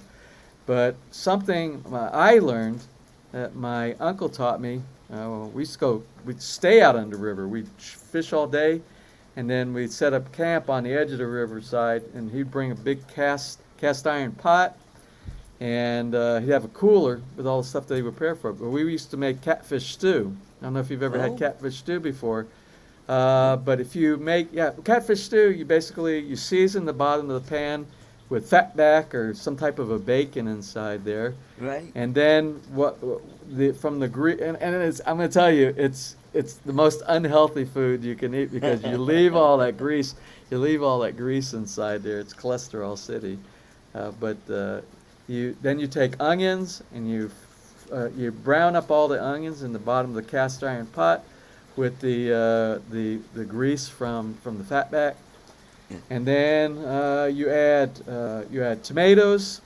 dice up a bunch of tomatoes. Thank you, Bill Look Metro at there. Drones, for that super chat. So you put your tomatoes in there, and you take ketchup. You just pour a bunch of ketchup inside there. You Oh, put some salt and pepper seasonings inside there, right? and there are a few other things, but it makes this stew. But before you put all the other stuff in there, from just the fat from the grease from the pork at the very beginning, you cook your fish inside there. You take your fish. You don't Oh, flay anything at that point. Then as the fish is cooked, you peel off the meat off of the fish, and the bone, the spine, and everything. All the right. bones come Uh-huh. out, so there are no more bones anymore. It's Yeah. like a fillet, and then you take that and you put that and you chop that and you mix it in with the other ingredients I was telling you about, and it makes. I got to tell you, if you can find somebody who knows how to cook that right, and you can find people who eat that with all that cholesterol inside there, it's one of the best fish recipes that you Right. could possibly ask for. Well, my friend Rick, who was the candy man who was on a couple weeks ago, he taught me how to cook trout. And you just bread it and you put it in the frying pan with either oil or butter, whatever you want to use. And the way you know that it's done is when you take the dorsal fin or the little fin near the tail, and you pull on it, and if it starts to pull out, it's ready. It's ready. And then what you do is you take it out, and then you just run a knife down the spine, and you pull up on the tail, and you have a fillet, and then you flip it over, and you pull and it pulls all the bones out of it. So Now, did you have one of the folks in your chat? Did they say they were from South Carolina? I saw something I thought earlier. uh, I could tell. I'm not sure if it's something I saw in yours or I was actually looking through some of my I comments. think you saw Robbie. He was talking about the UK. Uh, Oh, Gerald Farms. Yes, they are from South Carolina. I wonder if they're Yeah, still. he's I wonder where they are from in South Carolina. What part of the state? yeah, yeah. He has a channel. That's the name of his channel. Is Gerald Farms. They used to raise cattle. I think they sold off their cattle. Now they're into car racing. Ah. So That's a big thing in South Carolina. Yep. I'm telling you. Yep. Away from some of the bigger cities, there's tracks, places all Yep. over. I used to go. So I used to live way back in the sticks, in a place called Johnsonville, South Carolina. Huh? And I used to go with my cousins on the weekend to some of the racetracks, and That's a big thing back there. When I was in the Philippines, I got a chance to try milkfish. Milkfish, yeah. I don't like And, milkfish because it's too many bones. Ah, yes, that's true. I mean, it tasted pretty good. yeah. But it was like I'm always going. But the way they cook is they slice open the back and they put veggies in there, Yeah. like tomatoes and onions. tomatoes, yeah. Yeah, and then they would fry it, I guess. Well, they're big, Fry it or big, bake it. big fishy, real big fishies out here. Mhm.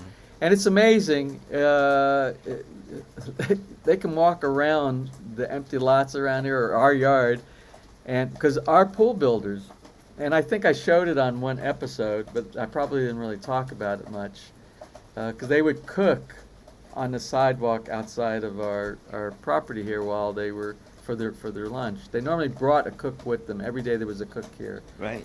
And he would cook them lunch. I very seldom ever saw him pick up a tool or pick up some rebar or do anything in the swimming pool. Most of the time he stayed in the Bay Kubo the whole time. But he had their lunch prepared for them, and that's really important for these hard workers here. Right. But one of the things they made almost here's all the link to time. Gerald Farms. Oh, is that the one Yeah. from South Carolina? Yep. I have to check them out. I have to see one of my fellow South Carolinians, see what they're doing back there. And Check Steve you out. Mack is from Ontario, Canada. Okay, cool. So he goes down to South Carolina about once a year and visits them. Yeah. Sweet. So what I was getting at is they're out there. They cook a lot of fish out there. Right. But what they use is they can gather stuff from around my yard to cook with. We have lemongrass. We have lots of lemongrass, and lemongrass is used in Yep. a lot of recipes that they have out here. As a matter of fact, it's also used.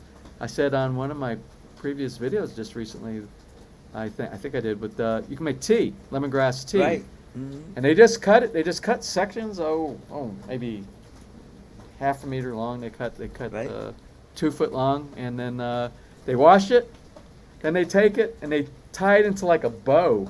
They make a bow and pull it tight, and they put it in a pot of boiling water.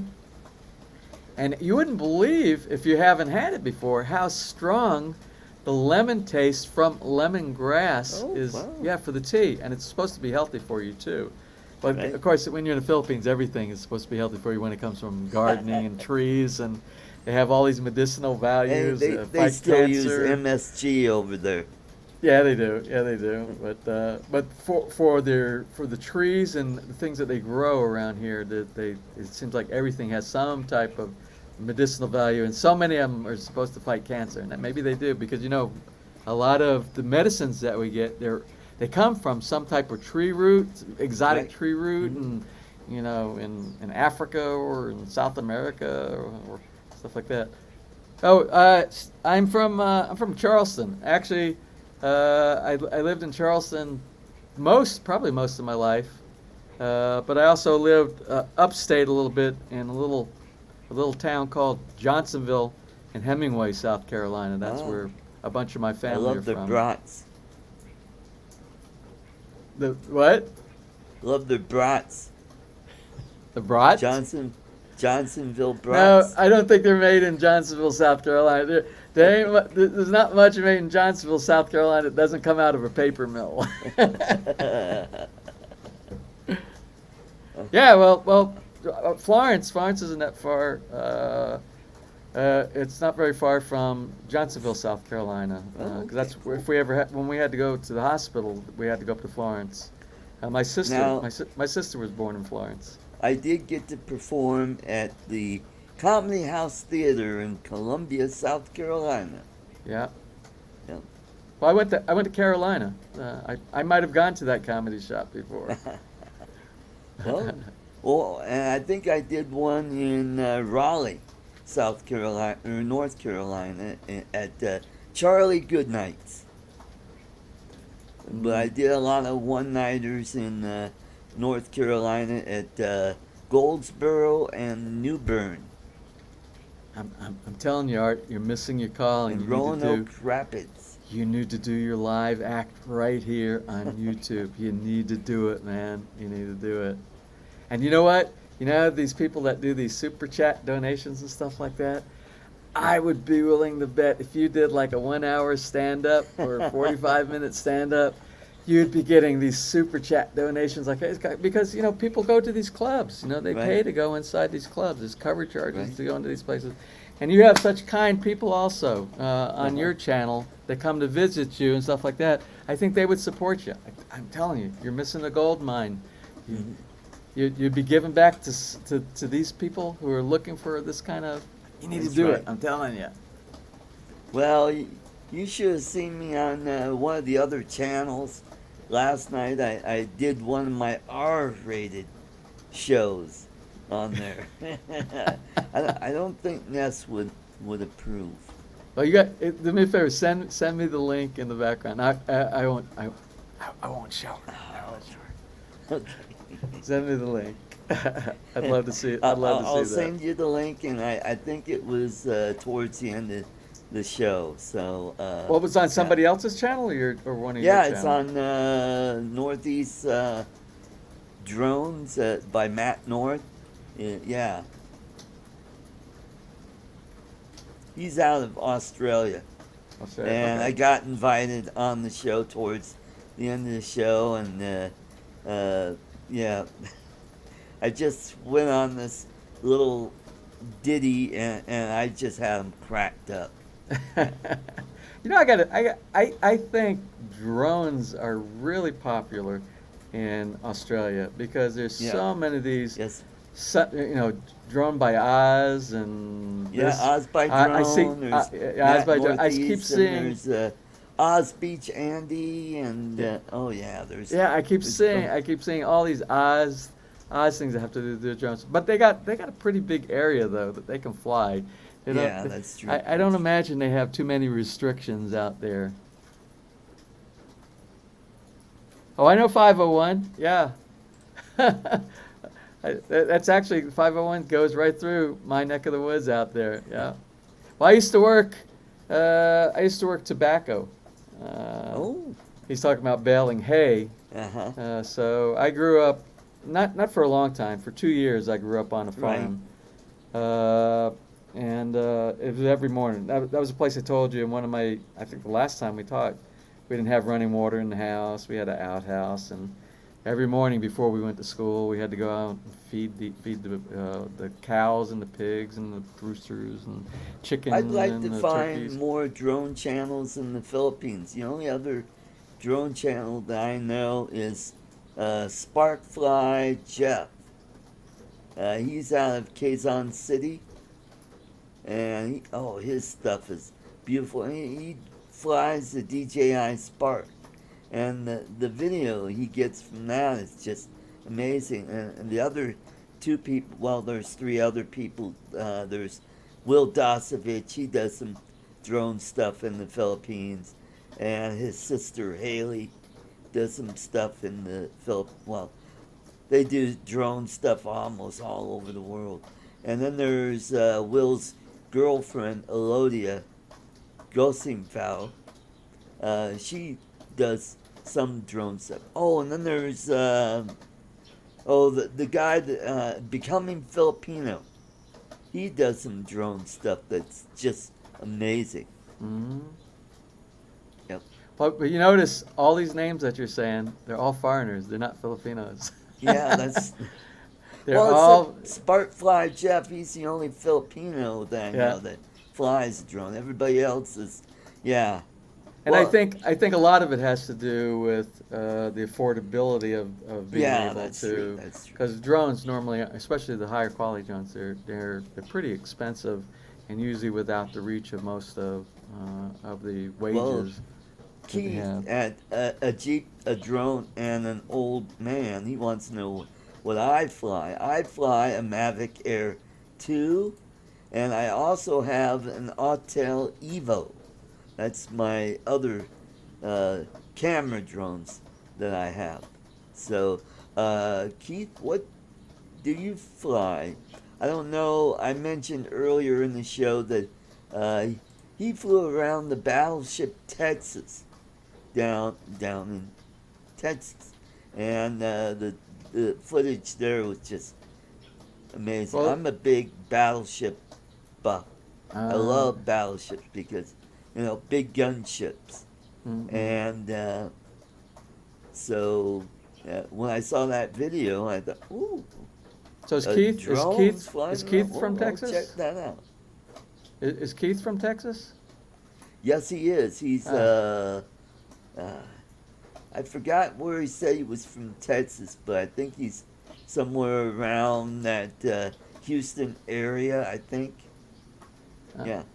Right. But Chris Hope, he's from Athens, Texas. The reason I asked that is because we have, I think, our biggest following from our demographics from the U.S. is from Texas. Oh, Yeah, I think that's because I'm always getting comments and emails and Facebook messages from folks that are from Texas. Oh. So I don't know if He Keith has says, had an Houston. opportunity. Yeah, I don't know if Keith has had an opportunity to chime in on our channel, take a look, see what's going on. But he might like some of the content that we have in, because for some reason it seems to, it seems to be something that the Texans like. I don't Yeah. know. I don't do any Texan stuff here, except farming in my backyard, which is really small, but there's some kind of attraction there. Mhm. So Keith, you're more than welcome if you haven't been to the channel. Yeah, go check out his channel. Oh, he's got a Buds 2 and 3, an Ishin 250, and a Zod Nano Talon. Ooh, that's cool. Yeah, my friend Mitch Weiss, old man and a drone. He's got a Zod Nano Talon. That's a wing, an all-wing RC plane Oh, that has a camera on it, and oh boy, is that the one you launched by hand? yeah, you launch kinda it. tell us that? It's got an accelerator in there, and it uses the inertial force, and that's what starts the motor. Ah. As soon as you let go, it takes. Oh, yeah, you're right. Uh, every year around October, September, in Texas, around Austin area, there's an event called Spin Up, and that's where drone flyers from around the country go, and they have an event where they have speakers and they give away prizes. I went last year and it was just amazing. And they had a smaller one. It's called Spin Down, which was up in here in Dillon, Colorado. I went to that one, and if you saw my Christmas video, there was a short uh, portion of my video from Spin Down was in that. So on those type of events, do they? I imagine they also do flying. You got flying that's Oh going yeah, on during this? the following day they got what they call a spin down, where they go to a park nearby and they fly drones, either camera drones or FPV drones. So when do they ever do anything like multiple drones in the air at one time, where they do like Oh, dogfights or anything like that? Is there competitions or Well, no? I just saw a video last night where I think it was Drone Bum's channel, where he and Carlos were dogfighting in the air with their little what they call mini whoops. They're those little tiny drones, and they Yeah. would try to crash into each other. Well, yeah, I don't know. Dogfighting, it's just a cool thing to do, but I don't know if the technology is out there. I don't really follow drones enough. I need to, but I'm just so busy. I'm so busy with other projects around here. And maybe one day when I get caught up, I'll become like a drone guru like you and know everything about drones.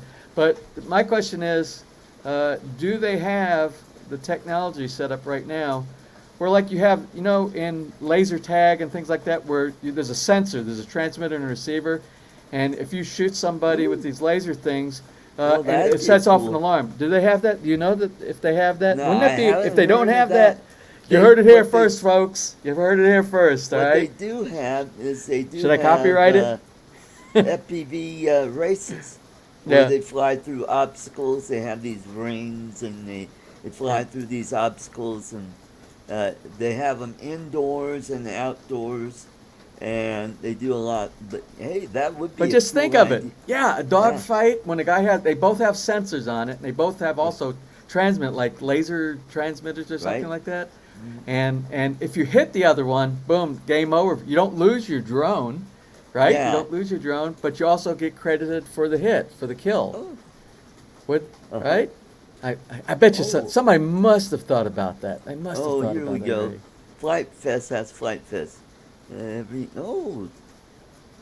Interesting. Yeah. Well, that's nice to know, Michael.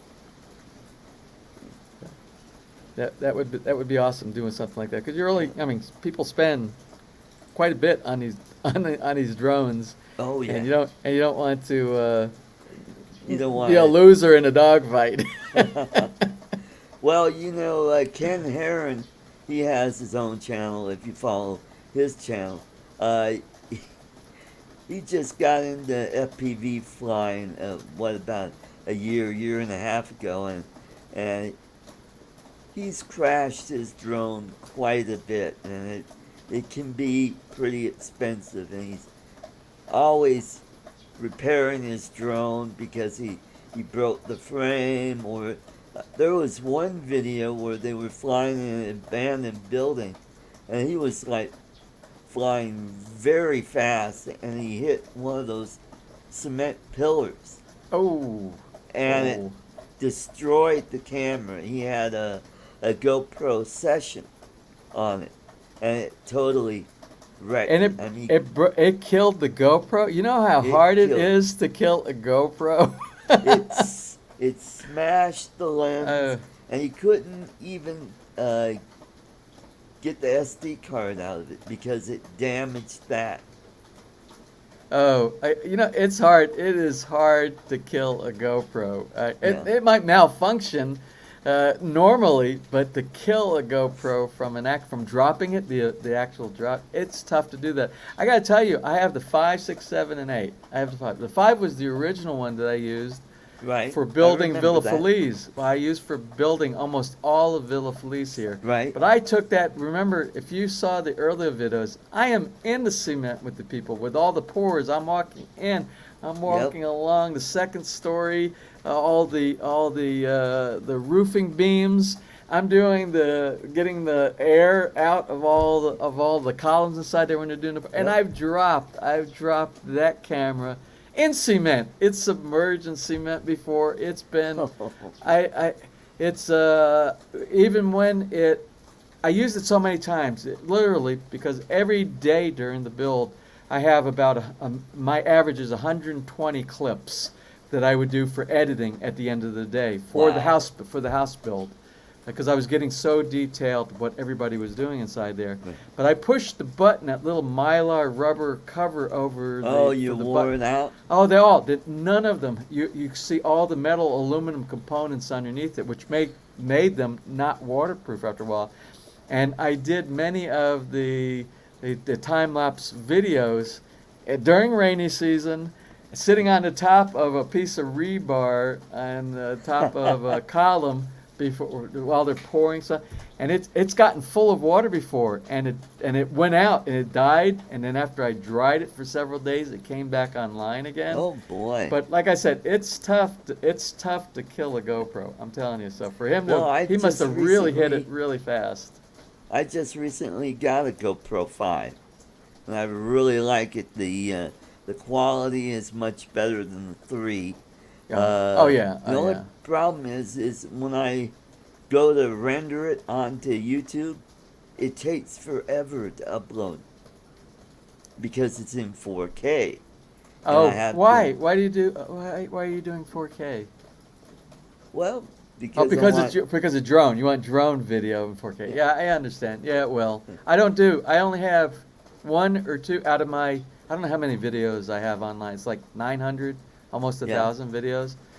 I think I only have one 4K video that I uploaded, and I Mhm. had the same problem that you do because it's four times the data of Right. a 1080, a 1080p. and you get a sharper picture. Well, Now- you do, and if you're way up, very, very high, and you want to be able to see detailed stuff very low, Right. then yeah, for drone, I could see, I could see that. But for what I do Now, around here, I no. just purchased a new monitor that I'm watching the show on. It's a Dell 27-inch monitor, and it's so much sharper than my old monitor. And my old monitor is a Westinghouse that Well, I've let me- had for, what, about 8 or 10 years? I'm gonna try, and I'm gonna see. I don't know if I can find it fast enough before your show goes off. But my son, he's an IT professional. He's actually Right. he builds the databases for like the Google for Google Maps, and he works in that industry. He works for a government industry right now. But he bought a monitor. He actually bought it on eBay because. And I'm trying to look at what the resolution is. It's just one of these new kind of monitors that have crazy resolution. Oh, the one with the 4K? Yeah. No. It's oh gosh, let me see if I can find. What, 6 or 8K? No, Keith, I haven't done 3D mapping service. That'd be kind of cool. I think it is a 4K or a 5K. Yeah. But Well, I'm trying to see where he gave me. UHD, ultra high definition. This is HD. His is a 24-inch monitor, and it's it's made by LG. I'm pretty sure. Oh, okay. They make good Uh, monitors. Yeah, it's a 24-inch monitor, and the resolution, I think. Oh, the resolution is 4096 by 2304. Wow. 4096 by 2304, and it sells new for a little over $700. It's only a monitor. Wow. It's a little over seven, but he got it on eBay from somebody who sold it for, I think it was about $150, because Oh. it's not compatible. The guy that bought it brand new, the interface on this computer is that USB-C interface that goes to the Oh. new Macs, the new Macs. There's Right. only one cable that goes from your Mac to the LG monitor, and it provides the power from your computer to the monitor, as well as it's like your HDMI, everything built into that one little USB-C. So you only have one cable that goes from your laptop to the Wow. monitor. There's no cables running on. There's no HDMI cable. There's no power cable out the back.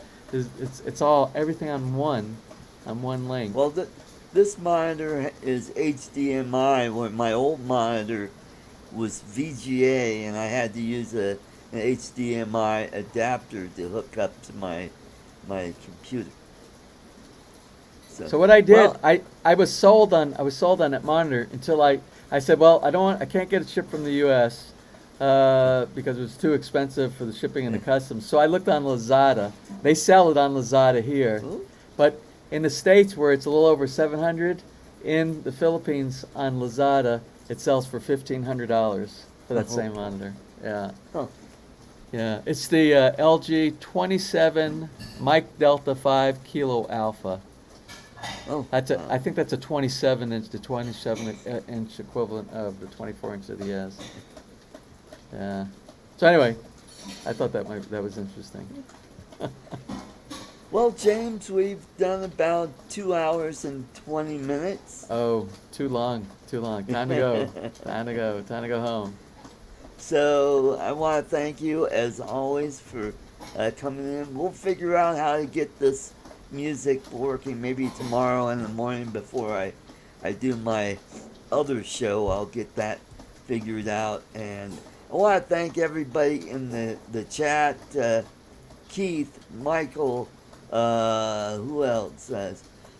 Steve Wright, or Steve Mack, Stan, Bill at Metro Drones, thank you so much. Robbie, Michael Blade, Tom, who's 10 Toes, and Glenn, he's Thunderbird 6, he's from Australia.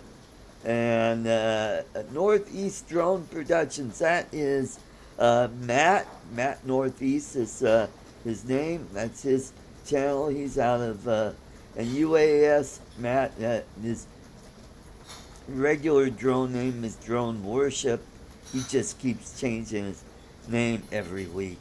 And then there's Ray Kelly, Bob Casey, Chris at Sunrise Water Media, Johnny Drone Flyer, and the rest. Thank you very much for coming to the show. Have a great weekend. We'll catch you next time. All right. Well, thanks for the take invite, care, Art. James. You have a great week, and we'll catch you next time. Okay, absolutely. Cheers. All right. Bye-bye. All right, everybody. I want to thank you all for coming, especially you, Keith. Thank you so much. Joe Blaylock, thanks for coming. And Jody, Drone Shots, thank you very much. And all those super chats, that's wonderful. You guys rock. We'll catch you next week. Bye-bye.